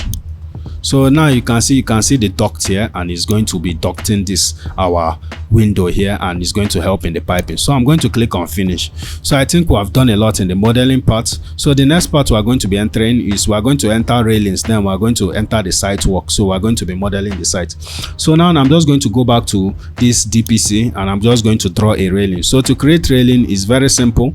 You're going to go to architecture, you are going to go to railing, you are going to see this railing here. So under this railing you have different type of railings. Revit automatically give you basic railings, but we're going to be using this glass paneled railing. So if you don't know how to create your own railing, I have a video for that. You could check that out, the link will be in the description too, but this is just a basic tutorial. So we're just going to draft our railing line here, and you are going to make sure this chain is checked on. Then once we have drawn this railing profile, we're going to click on finish. So if you go to 3D view, you are going to see the railing we've created. So this railing is looking nice. You can see how everything is looking. This is looking very good. Okay, so now we are going to go back to this DPC again, and we're going to create another railing. And we're going to create this railing here up to this point, and we're going to click on finish. Okay, so now we are done with the modeling. We have finished creating a lot on the building model. So now we want to enter the site model. So for the site model, we're going to go back to the natural ground level, where we're just going to be drafting something. So I'm going to introduce you to people create site models in different ways. People can use normal floors, and people can use TOPOSOLIDS. So I'm going to show you how to use TOPOSOLIDS to create. I think TOPOSOLID is the appropriate way in Revit to create your site plans. So we are just going to go to massing and site. Under massing and site, we are going to click on TOPOSOLID. So this is the basic TOPOSOLID. You can see it has its own properties. Okay, I think we're just going to start by drawing our base TOPOSOLID. So we're just going to draw a box, a small box around the building. Then we're going to click on finish. So once we have done this, we're now going to create subdivide. Click on subdivide to create another element. So we're going to be drawing the paved area of our building. So let's just draw a small paved area around the building, and draw it maybe up to this point. Okay, let me just extend this a bit and extend this. So now we've done this, we're now going to assign a new material, and I'm going to just change this to, let me change this to paved area. I'm going to call this 01 paved. So once this is done, I'm just going to click on this icon here, and I'm just going to change it. Alright, so we're going to click on appearance. We're now going to go to site work. So we're just going to go to site work, and so now we're in site work. We're just going to assign this cobblestone to it. We're going to click appearance, and we're going to click OK. So now we're just going to set this subdivide height to 10 millimeters. So we're just going to click on finish. So if you go to 3D view, we are going to see what we've created. So we have just created the paved area, and we have created the base for this site. So we're going to rotate this again. We're now going to go to this click on the TOPOSOLID again. I think this is it. Then we're going to click on subdivide again. So this time we're going to be creating the access roads to this our site. So we're just going to draw a line 4 meters from here, I think. Then I think the road should be 8 meter wide, sorry. Then I'm just going to draw this to this point here. I'm also going to draw this at, let's say, 4 meters. Then I'm just going to click on trim. Click on this trim tool. I'm going to trim this. Click on this arc line tool. Then I'm going to select these two lines, fillet arc, and I'm going to select this. I'm going to make sure this turning radius is 3 meters, because that is the recommended turning radius. 3 meters as well. Then once I've done this, I'm now going to click on assign a new materials to it. This time I'm going to be assigning, right clicking, duplicating. Then I'm going to assign asphalt material. I'm going to call this 02 asphalt. Then once I've assigned the asphalt material, I'm going to click on this icon. I'm going to go to appearance. I'm going to go to site work. Then I'm just going to click on this asphalt gray, and I'm going to click on appearance. I'm going to click OK. Then I'm going to change the subdivide height to 10 millimeters as well. Then I'm going to click on finish, so you can see the asphalt. So now I'm going to click on this TOPOSOLID again. I'm going to go to subdivide again. This time I'm going to be drawing the green areas. So I'm just going to draw a line here. I think this should do maybe 4 meters from here. Then I'm also going to draw the line covering this profile here, covering up here, extending to this point, extending to at least this point. Then I'm going to draw a line here. So now I'm going to be offsetting 1.5 meters from the peripherals. click on copy, make sure I offset this round. Then once I've done this, I'm just going to click on trim, and I'm going to trim this, trim this, trim this, trim this, and trim this.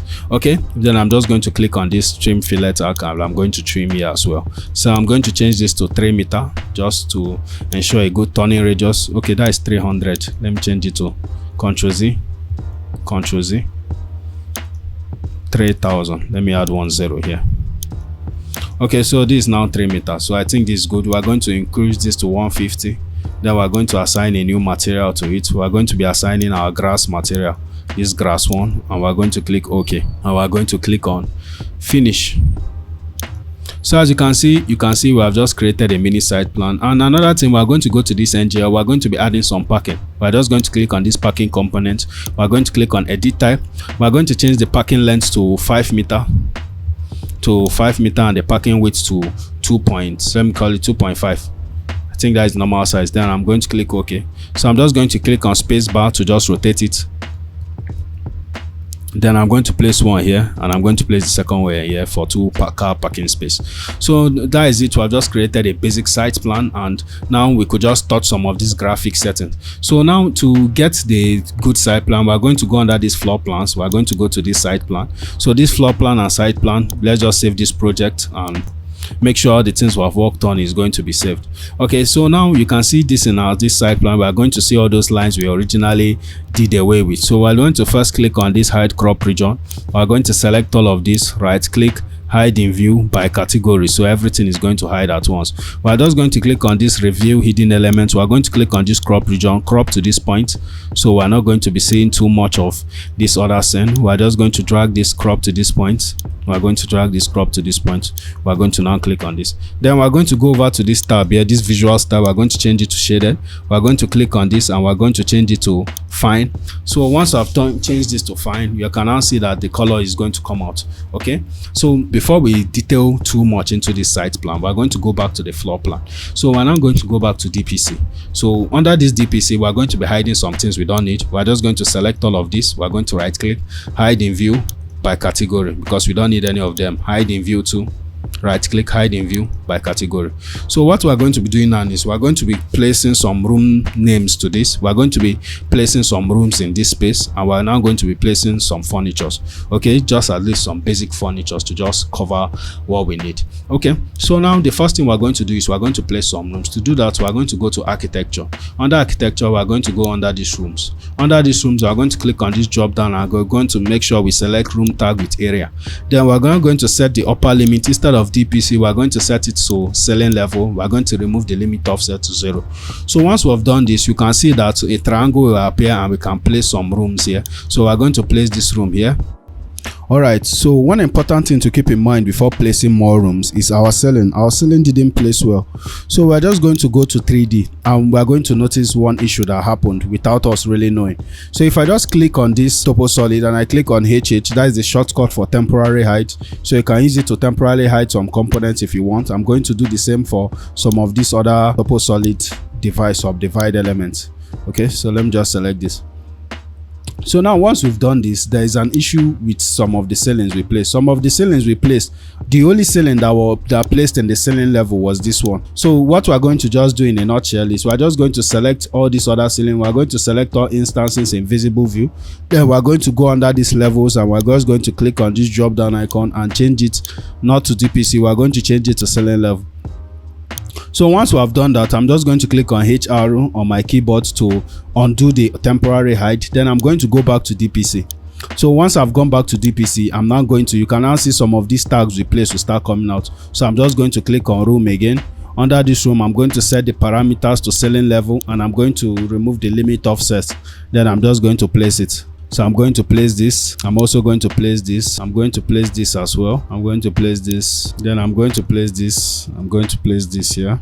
Alright, so now we have placed some of these basic room tags. We have some spaces that we are trying to place. If I click on room again and I try to place it in some of this space like this entrance, you are going to see something like it's not going to be able to place in this center. It's going to show not enclosed. So you can see it's showing not enclosed. That is because there is no wall enclosing this space now. So we have an option, we have an alternate option to use. So we're just going to click on escape. we're going to go over here and we're going to go to room separator. Then once we've clicked on room separator, we're just going to pick from this point here and close it to this point. Then we're also going to do the same thing for this terrace here. We're going to pick from this point and pick from here. So we're just going to close this place. Any place there is no wall, you are going to use room separator to demarcate the room spaces. So Revit is going to recognize it as a space on its own. So I'm just going to click on this room again to place some rooms there. So once I click on it, you are going to see that rooms will now be placeable in that entrance space. So we are going to do the same for this. So now we've placed all the room tags. What we are going to do now is this room tag is looking too bogus and not looking proper or refined. So we are going to edit this room tags. We are going to be removing this tag number because we don't need it. So to do that, I'm just going to click on the tag. Then I'm going to click on edit family. Then a whole new dialog for editing the family of the tag is going to come out. So once we're in the editing interface, we're going to click on this volume and delete it. We're going to click on this tag number and delete it. We are now going to carry this area to somewhere here close to the room name. So we're going to click on this room name. We're going to edit type. We're going to duplicate. Then we're going to change the text size to 2 millimeters. We're going to change the text font to your desired font. For me is Bebas Neue. Then I'm just going to change it. Then I'm also going to click on this area text and I'm going to click on edit type. I'm going to click on duplicate. Then I'm just going to change it to, let's use 1.5, change the text size to 1.5. Then I'm going to change the font to Bebas Neue. Then I'm going to change the color from black to red. So it's just going to stand out. Then I'm going to click OK. So now the thing is appropriate with a nice size. Then I'm just going to click load into project. I'm going to click on no, I don't want to save it, but I'm going to override it in this particular project. So I'm just going to click on override existing version with parameters. So once it overrides, you are going to see the changes is going to apply. So another thing is we want to delete this box, this annoying box. So we're going to click on it. We're going to click on edit family. Then we're just going to do some little changes. So as you can see, when we were editing this family, there was no box here. So what we are going to do is we are going to go under view. Under this view, we are now going to go to visibility graphics. Under visibility graphics, we are going to go to annotation categories. We are now going to click on show annotation categories in this view and click OK. Then you are going to see the outline. So I'm just going to click on tab, delete it. Then I'm just going to select these two texts and drag it down and kind of use my own visual ProRes to centralize it. Then once I'm done with this, I'm going to click on load into project. I'm going to click on no. Then I'm just going to click on override graphics just to make sure it's set well. So now you can see our room tags, small and compact. So now we have placed these room tags. As you can see, what is just showing is room name and the area, room name and the area. So what we are going to do now is we are now going to manually type in the room names we want. So I'm just going to type in entrance. Okay, let me turn on my caps lock. So let me just type all the individual name of the spaces, starting from the entrance to the foyer and other spaces. So another thing to note is be careful not to double tap this thing anyhow. Once you just hover around it, you click on it, click again on the text. Don't just tap it 3 times, just click first, click on the text, then you'll be able to edit the text. So that's what I'm just doing now.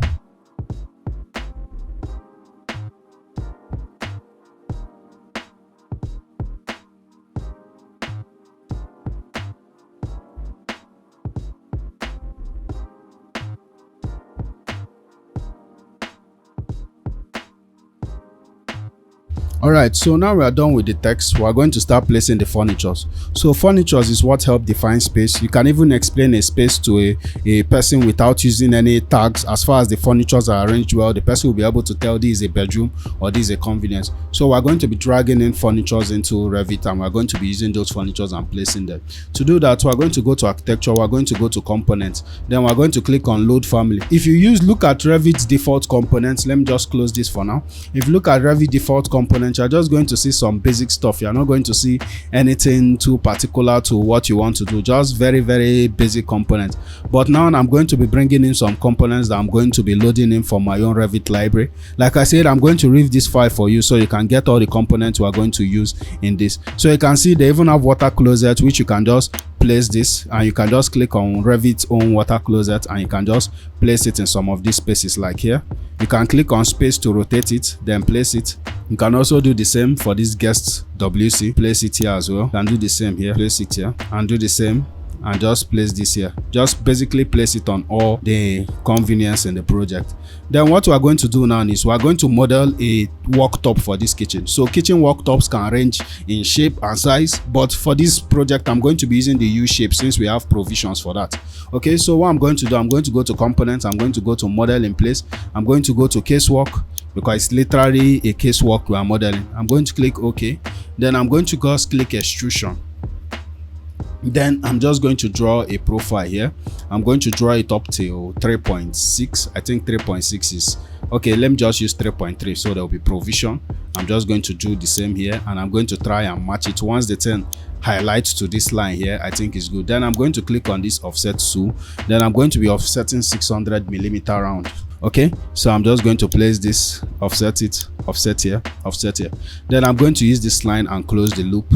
Use this line and close the loop. So normally kitchen worktops used to be normally 900 millimeter high. So I'm just going to make sure I put it. I'm going to call this 900. So I'm just going to assign a new material and create a new material called kitchen worktop. So I'm just going to right click. I'm going to duplicate, and I'm just going to call this 01 kitchen worktop. Okay, so once this is done, I'm just going to click on this box here to assign a new material. All right, so once the thing is loaded, we're just going to apply a dark material. It doesn't matter the material, we're just going to go under graphics and we're going to apply some graphical settings. So we're just going to go to this pattern and we're going to click on, so we're just going to click on solid fill. I'm going to click OK. I'm going to change this solid fill color.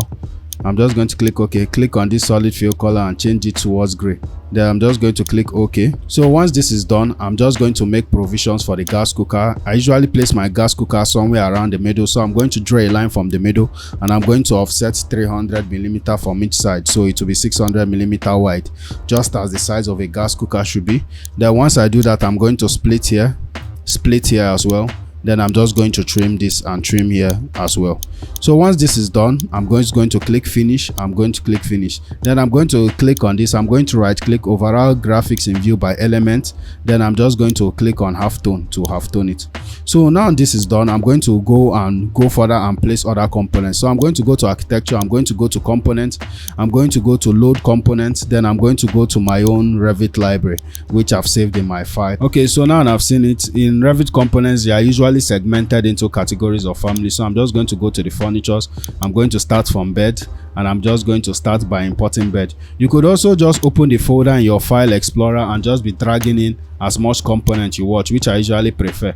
But let me minimize this for now and let me just try and import a standard bed I'm going to be using. So let me just bring in this bed here and I'm going to click OK, just this simple bed. Then I could just also go here, go to my normal file explorer, and I will just go to the place where I kept the Revit library, and I can just be dragging and dropping all the Revit components I need. So what I'm going to do is I'm just going to go under beds, whatever kind of furnitures I want to use. I could use this one, just drag it in.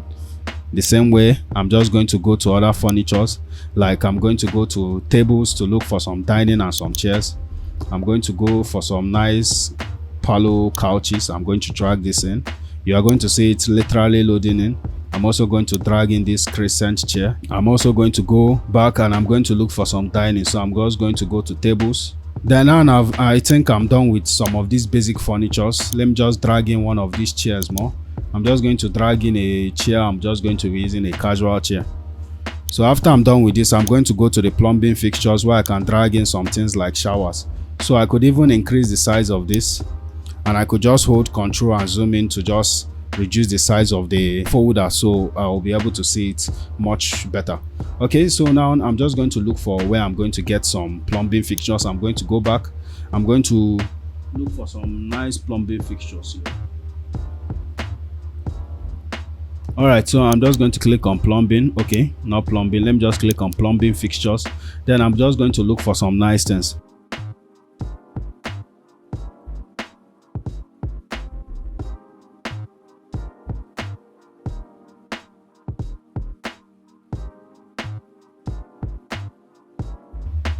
I'm also going to search for a rug.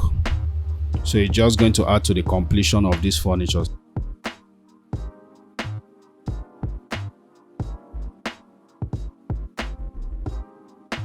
So I think we have dragged in literally all the furnitures we need, so we're going to start placing it. So I'm going to start from this rug. I'm going to place it here. So now we have loaded in all these components. Everything is now going to be in our components library in the project file in Revit.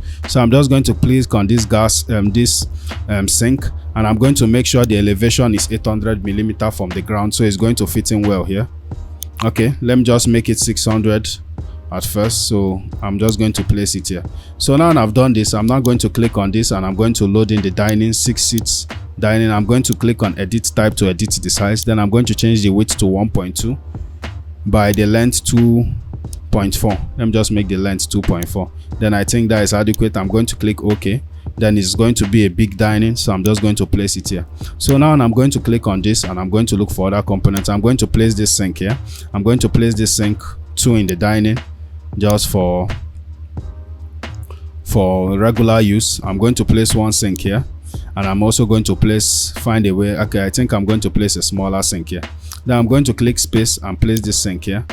I'm also going to do the same for this sink. Although these are big sinks, it's not something I recommend for a small project like this, but regardless, I'm going to click on this shower tray. I'm going to edit the size. I'm going to reduce the width to 700 by 1 meter, so it's going to be narrow and a bit long. So I'm just going to place it here.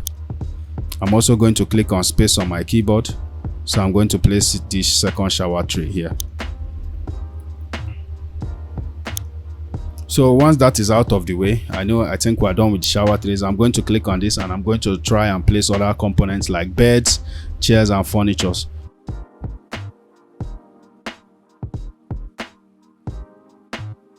Okay, so now we've seen the gas cooker. I'm just going to place this 600 by 600 millimeter gas cooker. I'm going to place it exactly here, so you can see how our spaces are just coming out well. So I'm going to place this our bed, and I'm going to 3 beds along this part.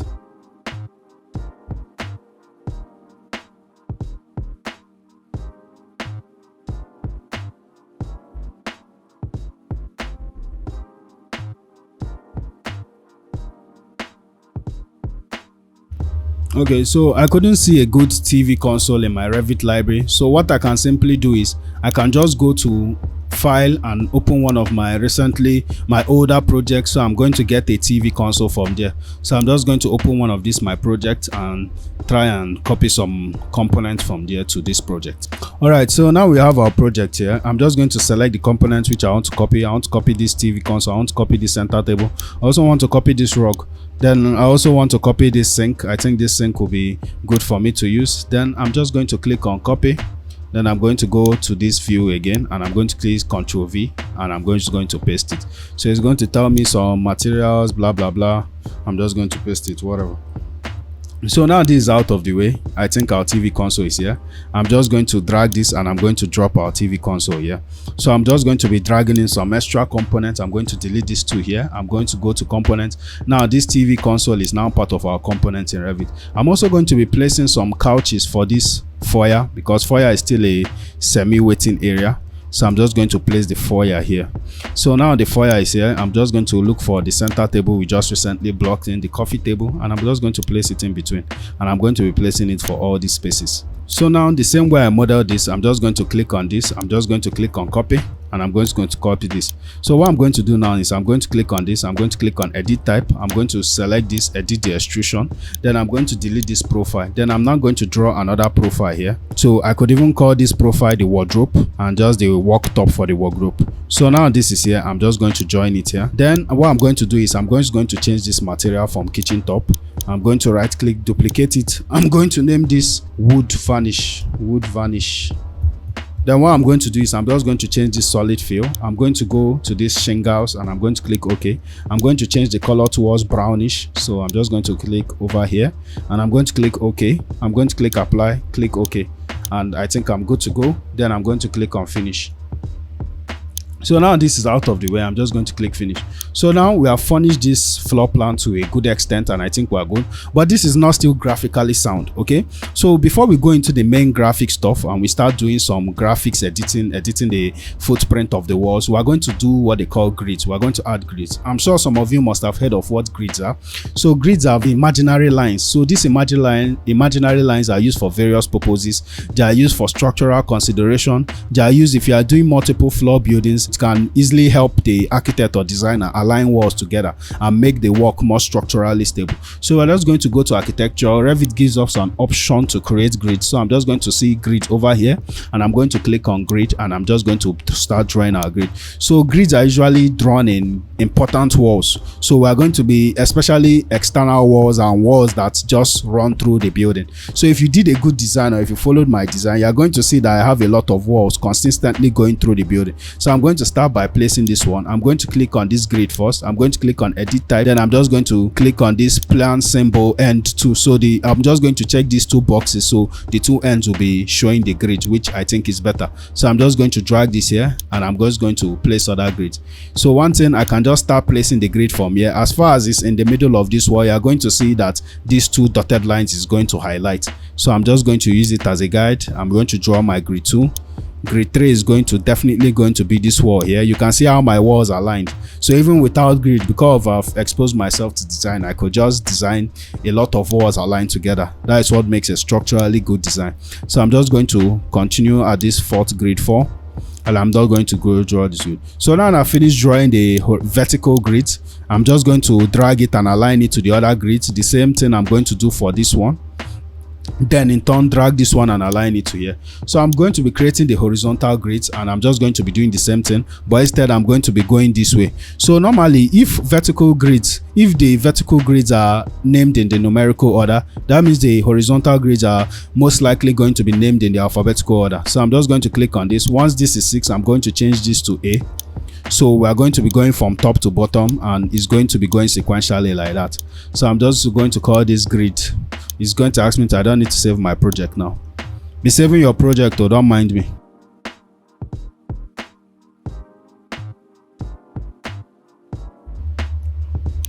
So now, as you can see that these grids are looking sharp, and we have created our grids. So this is looking more like those complex architectural drawings you used to see around. But these grids, they are too big. You can see how our furniture is small. This, like, graphically, this is not looking balanced. So we are going to edit the size of this grid. And to edit the size of this grid is not just by clicking here and clicking on edit in place. That won't do the job. We are going to go under this family, click on this annotation symbols. Then we are going to look for it alphabetically, look for where G is. I think this is A. You are now going to see grid head circle. So I'm just going to right click and edit the size. So we are going to make our grid smaller. Firstly, I'm going to click on this text, edit the size. This text is too big. Change it to Beber's Newer and change the size to 2, which is much smaller. Then I'm going to click on this bubble, and I'm going to change it to 2.5, which should fit in. So now you can see how small this grid head is. I'm going to click on load into project. I'm going to make sure the project, the Revit Bungalow course we're working on, is what I load it in. I'm going to click OK. I'm going to click on no. Then I'm going to click on override existing. So now you can see our grids are small. So now let's get into the graphical aspect of this floor plan. I'm going to click on minimize this. Okay, so now we're just going to click on this grid here. We're going to right click, override graphics in view.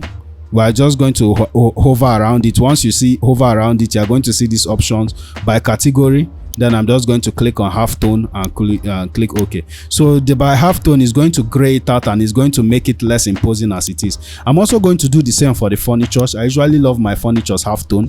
So I'm going to right click on any furniture, override graphics in view by category. Then I'm going to click on halftone, and I'm going to click OK. I'm also going to do this for the plumbing fixtures. Click on one, override graphics in view by category, and I'm also going to click on the halftone. Okay, so if you want to reverse the thing, you can just right click, override graphics, and uncheck the halftone, and it's going to revert back to normal graphical. So I'm also going to do the same for this kitchen. Right click, override graphics in view by category. Then I'm going to halftone, and I'm going to click OK. So now these grids are looking a bit out of place, so I'm just going to drag it down here, and I'm also going to drag this down here. So now we are now going to go to visibility graphics. So visibility graphics is where we are going to control the kind of footprint and the thickness of lines we want the walls to be. So to do access that, you are going to click on VV on your keyboard. Then under this VV, you are going to see a long list. So you are going to go down where you have W, because the list is arranged alphabetically. Then you are just going to put the cut line of the wall. You are going to make sure you are under this column of walls. So you are going to assign a pattern to it. You are just going to click on this drop down. We are going to use this brick wall. I'm going to click OK. You can even edit the size of the brick wall, or you can even change the size to the scale. Once you click on this and you click on edit, you can change the scale to, let's say, 0.75, which will make the scale smaller and more compact. But remember, this is a presentation work, so I'm going to use solid fill instead, and I'm going to click OK. So this solid fill is good for presentations. Then I'm just going to change the color of the solid fill. It's going to be black, but not too black. So I'm going to click OK somewhere there. Click OK, apply, and I'm going to click OK. So now we have done this. This is looking good, but we are not there quite yet. You get? So now what we are going to do is we are going to hit GD. So this GD is the graphics display option. So this is still a graphics setting, but it's going to help us control what we want to, the kind of effect we want. We are going to add this smooth line with anti-aliasing. We are going to check it on. We are going to go to shadows, click on cast shadows, show ambient shadows. We're now going to go to lighting. We don't need this depth hewing and sketchy lines, so I don't personally recommend it. We're going to increase the sun amount to about 90. We're going to increase the ambient light to about 40. We're going to reduce the shadow to about 5. You don't need too much shadow in floor plans. Wait, we are going to hit GD again. I mistakenly pressed enter, so those settings saved like this. I don't think we are there yet. We're going to go back to this lighting. We're going to go to this in lighting session. We're going to click on still. Then once you click on still, okay, we're going to click on lighting. So we're just going to click from sunlight from top to right. Then I'm just going to click on change this azimuth angle to 185 before I click OK. Then I'm going to click apply, and I'm going to click OK. So now this azimuth angle is like that. I think our floor plan is ready, and I'm just going to click OK. So now you can see how much good this is looking, but we are not still there yet. We still want to show the spaces so seamlessly without someone needing to read much into it. So to do that, what we are going to do is we are now going to go to color schemes. If you go to this properties panel, you are going to see these color schemes within it. I'm just going to click on this none icon. I'm going to change this from spaces to rooms. Under these rooms, I'm going to click on name. Then you are going to see Revit is automatically going to give me a color scheme. I'm going to click on apply, and I'm going to click OK. So now you can see the color schemes. The living room is represented in purple, the lobby is in another color, which makes this plan very illustrative. Then to just seal things off, we're going to go to annotate. Under this annotate, we're now going to go to color fill legend. Just click on it, then the color legend will just come out, and we're going to place it. So you're going to see the color of the balcony is going to align with the color, tally with the color on the plan. So this is looking very good, and this is looking nice and all. So the next aspect we are going to be going, so we are going to go back to the site. We are going to just use GD on the site a little bit. Then we're going to bring it in, create our sheet and bring into our sheet, and then pick a 3D perspective. Okay, so if we are going back to the site, I'm just going to click on this site here. So now we can see this site. We are seeing the roof level. Of course, the site plan is usually the footprint of the wall. So to change this, we are just going to go to view range. Now we're going to go to edit type view range. Instead of this offset being 60,000, we're just going to change it to 1.2. that is the standard size for a floor plan. We're going to click OK. Then we're going to hide some things before working, and we're going to draw some nice site plan boundary lines. Firstly, we're going to click on this grid here. We're going to right click. Grids are not meant to show in site plans. Hide in view by category. Then we're going to hide the grids. Then we're going to go to this annotate here. Under this annotate, we're going to go to field region. Under this field region now, we're now going to click on this diagonal. We are going to be clicking on this diagonal down, because diagonal down is the standard footprint for buildings in site plan. You can still edit it if you want, but let's just start with it. So now we are going to be using thicker lines, because we use thick lines to indicate buildings on site plan. So we're going to be clicking on these wide lines. I'm going to show you shortly how to create your own line types in Revit. So just stay tuned till then. So I'm just going to use this and just follow the perimeter of the walls. Remember, I turned TL. I hit TL on my keyboard. So everything is appearing as thin lines. You get? So if I click on TL again, it's going to appear as thick lines. So you can see the thickness of the wall.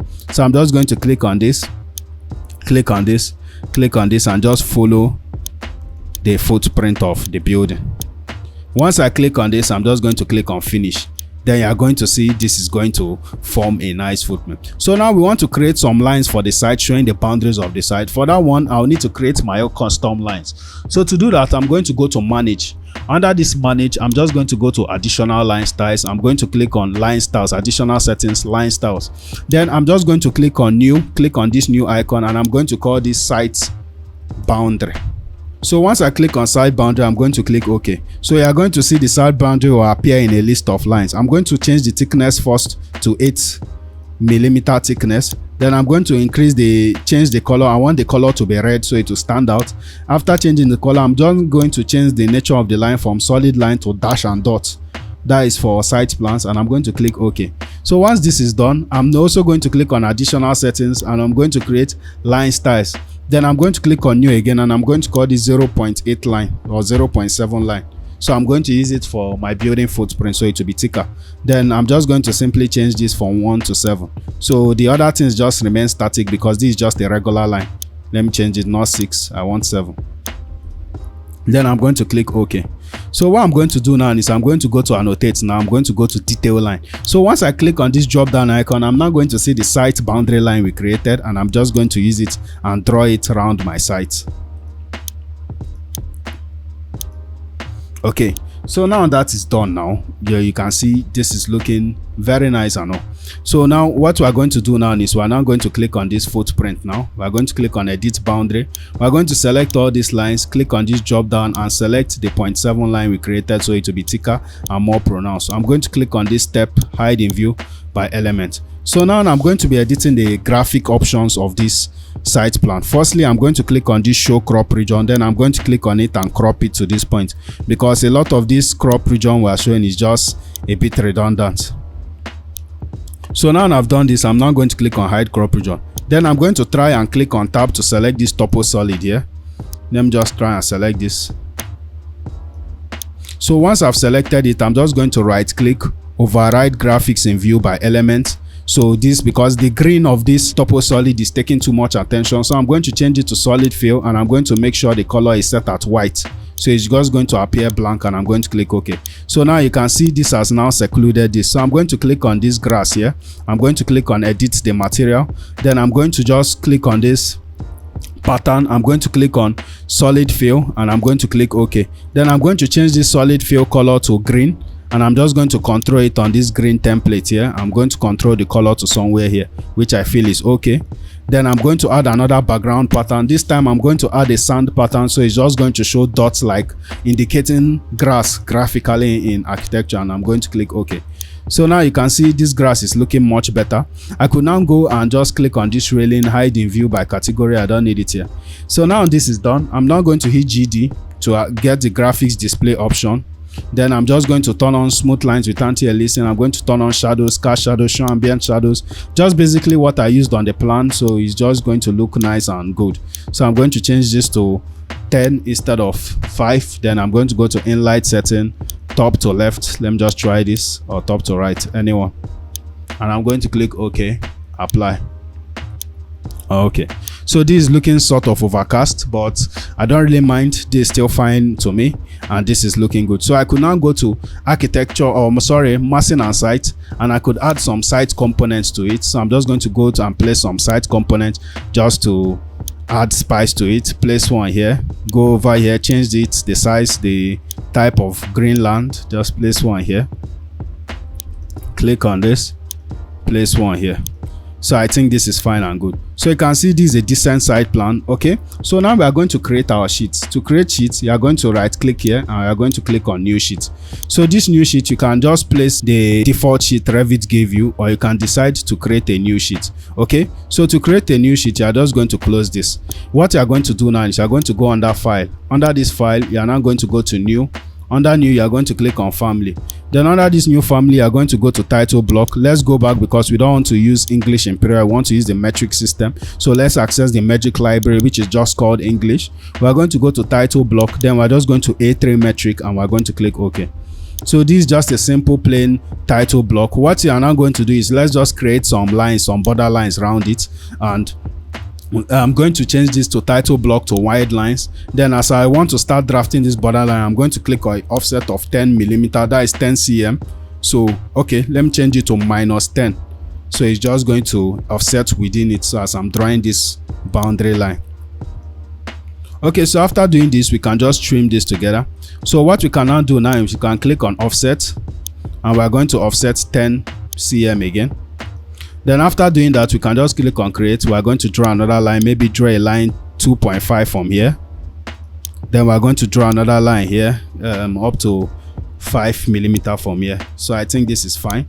So we are going to replicate the same thing, 5 here, 2.5 here. So now what we are going to do now is we are now going to create some thin lines. We are going to click on this drop down, create some thin lines, or we're just going to look for some thin lines and create. So these thin lines is kind of going to be like a shoot off from here. So we're just going to put the dimension value out. Let me use 1, 2. Let me just use 2 and draw it to this point. Then I'm also going to do 2 as well, and click enter, draw it to this point. So after I've done this, I'm going to click on these 2 lines. I'm going to click on copy it to here. So we're just going to set a mini title block. So now what I'm just going to call this, I'm going to just create some text. So I'm going to go to create. So you have 2 options. You can create a text and you can create a label. So let me just start from creating a text. So I'm going to click on create text. I'm going to click on edit type. I'm going to click on duplicate. I'm going to call this text main. Once I've done this, I'm going to click OK. Then I'm going to change the font size to Bebas Newer. Then once I've done this, I think I'm now going to change the text size of the text to about 3 millimeter. Then I'm going to click OK. So I'm just going to write the text here. I'm just going to call this sheet name. Okay. So once I call this sheet name like this, I'm just going to drag it and place here. Then what I'm going to do now, I'm going to go to create. I'm now going to go to create label now. Then I'm just going to click anywhere now. So now this label, a parameter option will come out. So you can now put the parameter you want the label to have. So in this case, I want it to be the sheet name. And I'm not going to click on this green icon to add parameter. Then I'm going to click OK. Then now I've done this, I can click on escape, click on this, and I can now edit the size of the text or the font style. So I'm going to click on edit type, duplicate, call this label main. Then I'm just going to click backspace here. I'm going to click OK. Then I'm going to change this to Bebas Newer. Then I'm now going to change the text size to 3 millimeter as well. So you're now going to see this text size is now going to be here. So once we've done this, we're just going to replicate the same thing and just place the sheet number here. So I'm just going to be doing the same thing. I'm going to copy this text. Then I'm going to call this sheet NO, that is sheet number. Then I'm just going to go to create. I'm going to go to label. I'm going to just click anywhere. Then I'm going to scroll down, sheet number, add it to parameter, click OK. Click on this text, click on this drop down icon and click on label main. So this will now be the sheet number.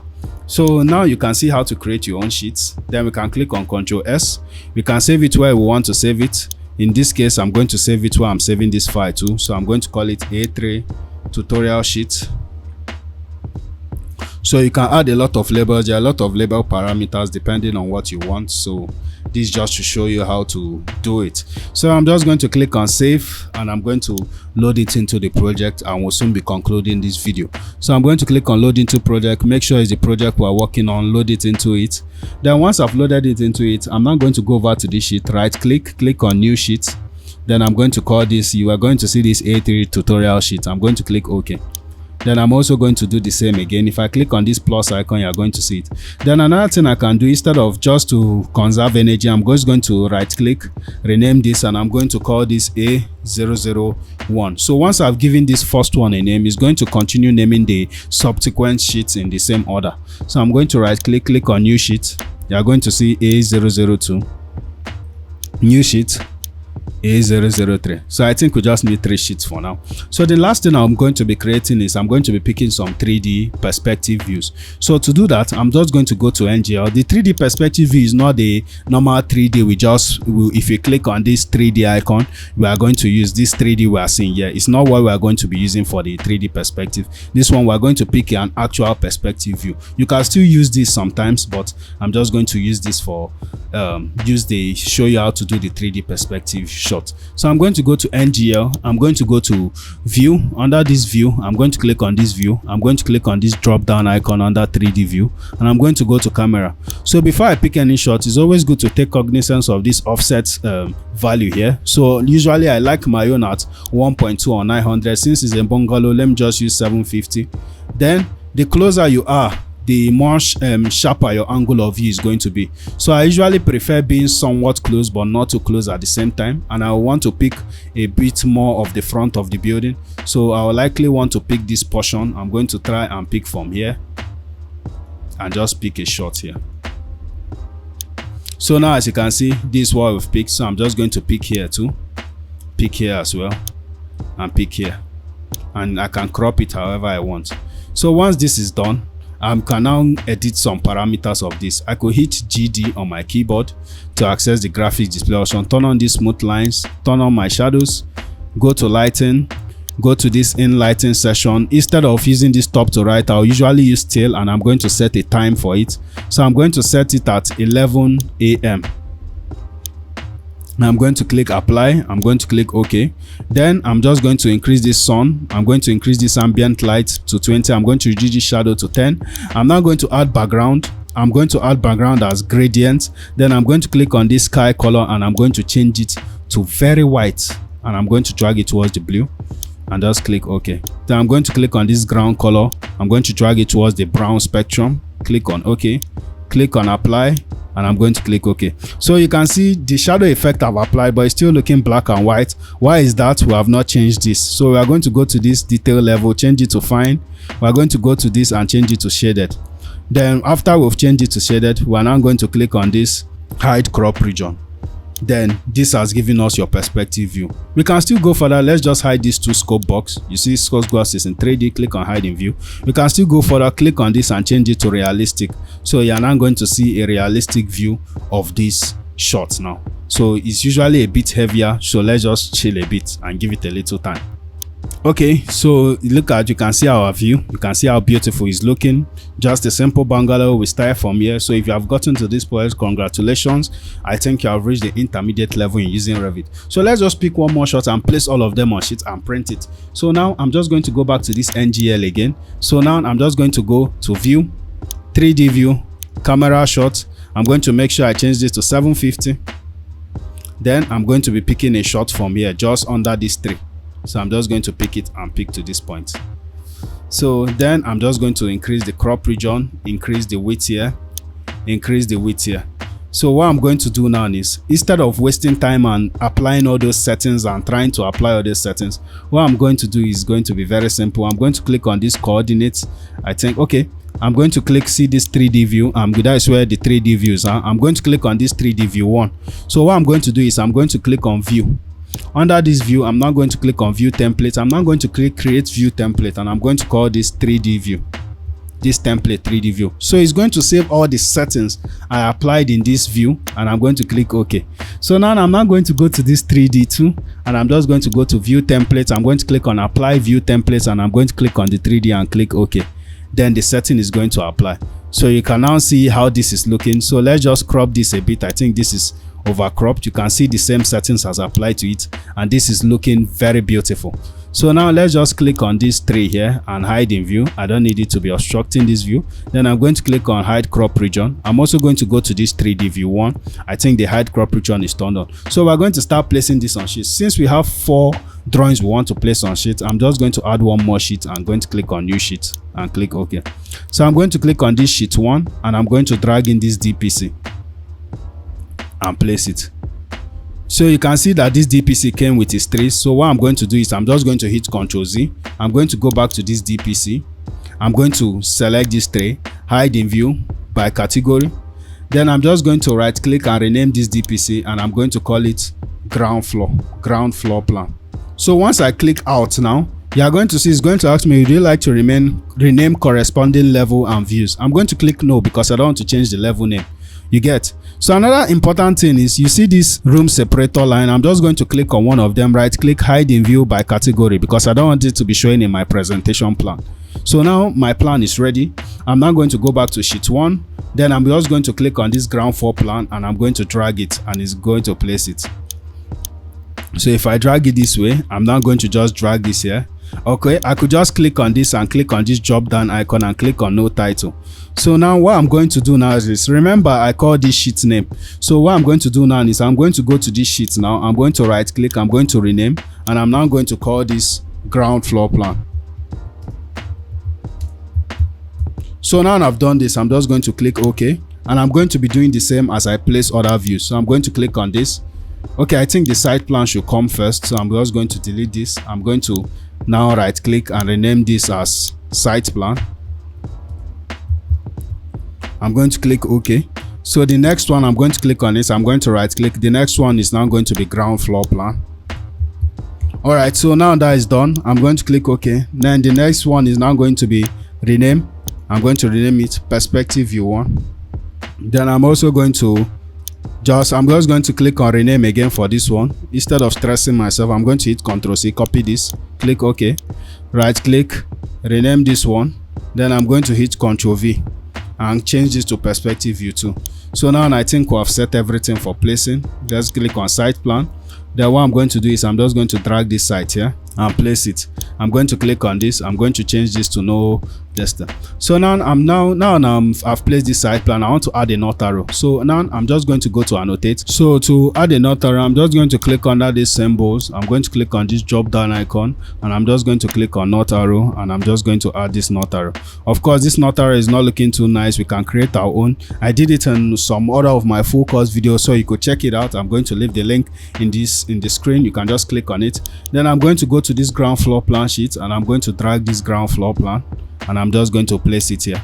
So I'm just going to click on this, and I'm going to click on this drop down icon and click on no title, so it's not going to show any title. I'm going to go to the perspective view 1. Then I'm going to drag this 3D view 1, and I'm going to place it. So our issue is that this 3D view is looking too small. I'm going to click on it, click on this drop down, change it to no title. Then I'm going to click on it. I'm now going to click on crop size. I'm going to make sure I check this scale or locked proportions. Then I'm going to use start from 350, because I think 350 is a nice width to start from. So now I think this 350 is good. We could even increase it again, make sure it's scale or locked proportion, and make it 380, which it still fits in well. So you can see it's almost filling the page of the sheet. So this is looking nice. Then I'm going to go to this perspective view 2, and I'm now going to drag in this 3D view 2.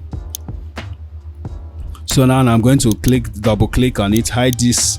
I'm going to click on hide in view by category to hide this scope box. I'm going to click on this now. I'm going to change this to no title. Then I'm going to go to crop size, scale, lock into proportion, 380 again. Then I'm going to click on OK. So I think this is looking wonderful. So now we have completed the sheet. We are going to print our sheets in Revit and see our presentation work. So I'm going to hit Ctrl P to print. I'm going to click on combine, make sure select sheets and views, make sure I check this combine multiple sheets and views, click on select. Then I'm going to click on this multiple, uncheck this 2D and 3D views. Then I'm going to check all these sheets. Then I'm going to click on select. No, I don't want to save this setting. Then I'm going to click on setup. I'm going to change this from letter to A3. I'm going to make sure this is in landscape. I'm going to click on this zoom, checking this zoom, make sure it's 100%, click OK, then click OK. So now it's going to say pristine because of the 3D view. I'm going to say do not show this message again, close. Then it's going to ask me where I want to save this. So I'm going to click on this and save it in my file explorer where I want to save it. So I'm just going to call this Revit simplified. So once I've done this, I'm now going to click on save, and it's going to print a PDF for me. Alright, so now our work is ready. I'm just going to click on it to see what we have done. So now you can see, starting from our site plan, you can see what we've done. Nice work. Going to our floor plans, you can see the nice clean presentation work with all the grid, graphically looking very appealing. We can now see our beautiful 3Ds, very nice, very contemporary bungalow. I hope you are able to design something even better like this in your future Revit project, but this is just to show you how to use Revit. Alright, so I think this is the end of the video. If this video was helpful, I hope it simplified Revit for you compared to my other videos. So if the video was helpful, make sure you reward us by hitting the like button. Also hit the notification bell to get notified once we release new videos, because it encourages us to keep producing more videos like this. The more you view it, the more you share it. It's a way of saying thank you. Okay, don't forget to check out our other full courses. If you're able to complete this one, I would highly recommend you follow this particular full course I just released the last time. It's a full 5 hours course. I think I covered a lot more than I even covered in this course. Okay, so I think that is all for today. If this video was helpful, make sure you hit the like button. Let me remind you again, thank you very much and have a wonderful day till we meet again in the next video.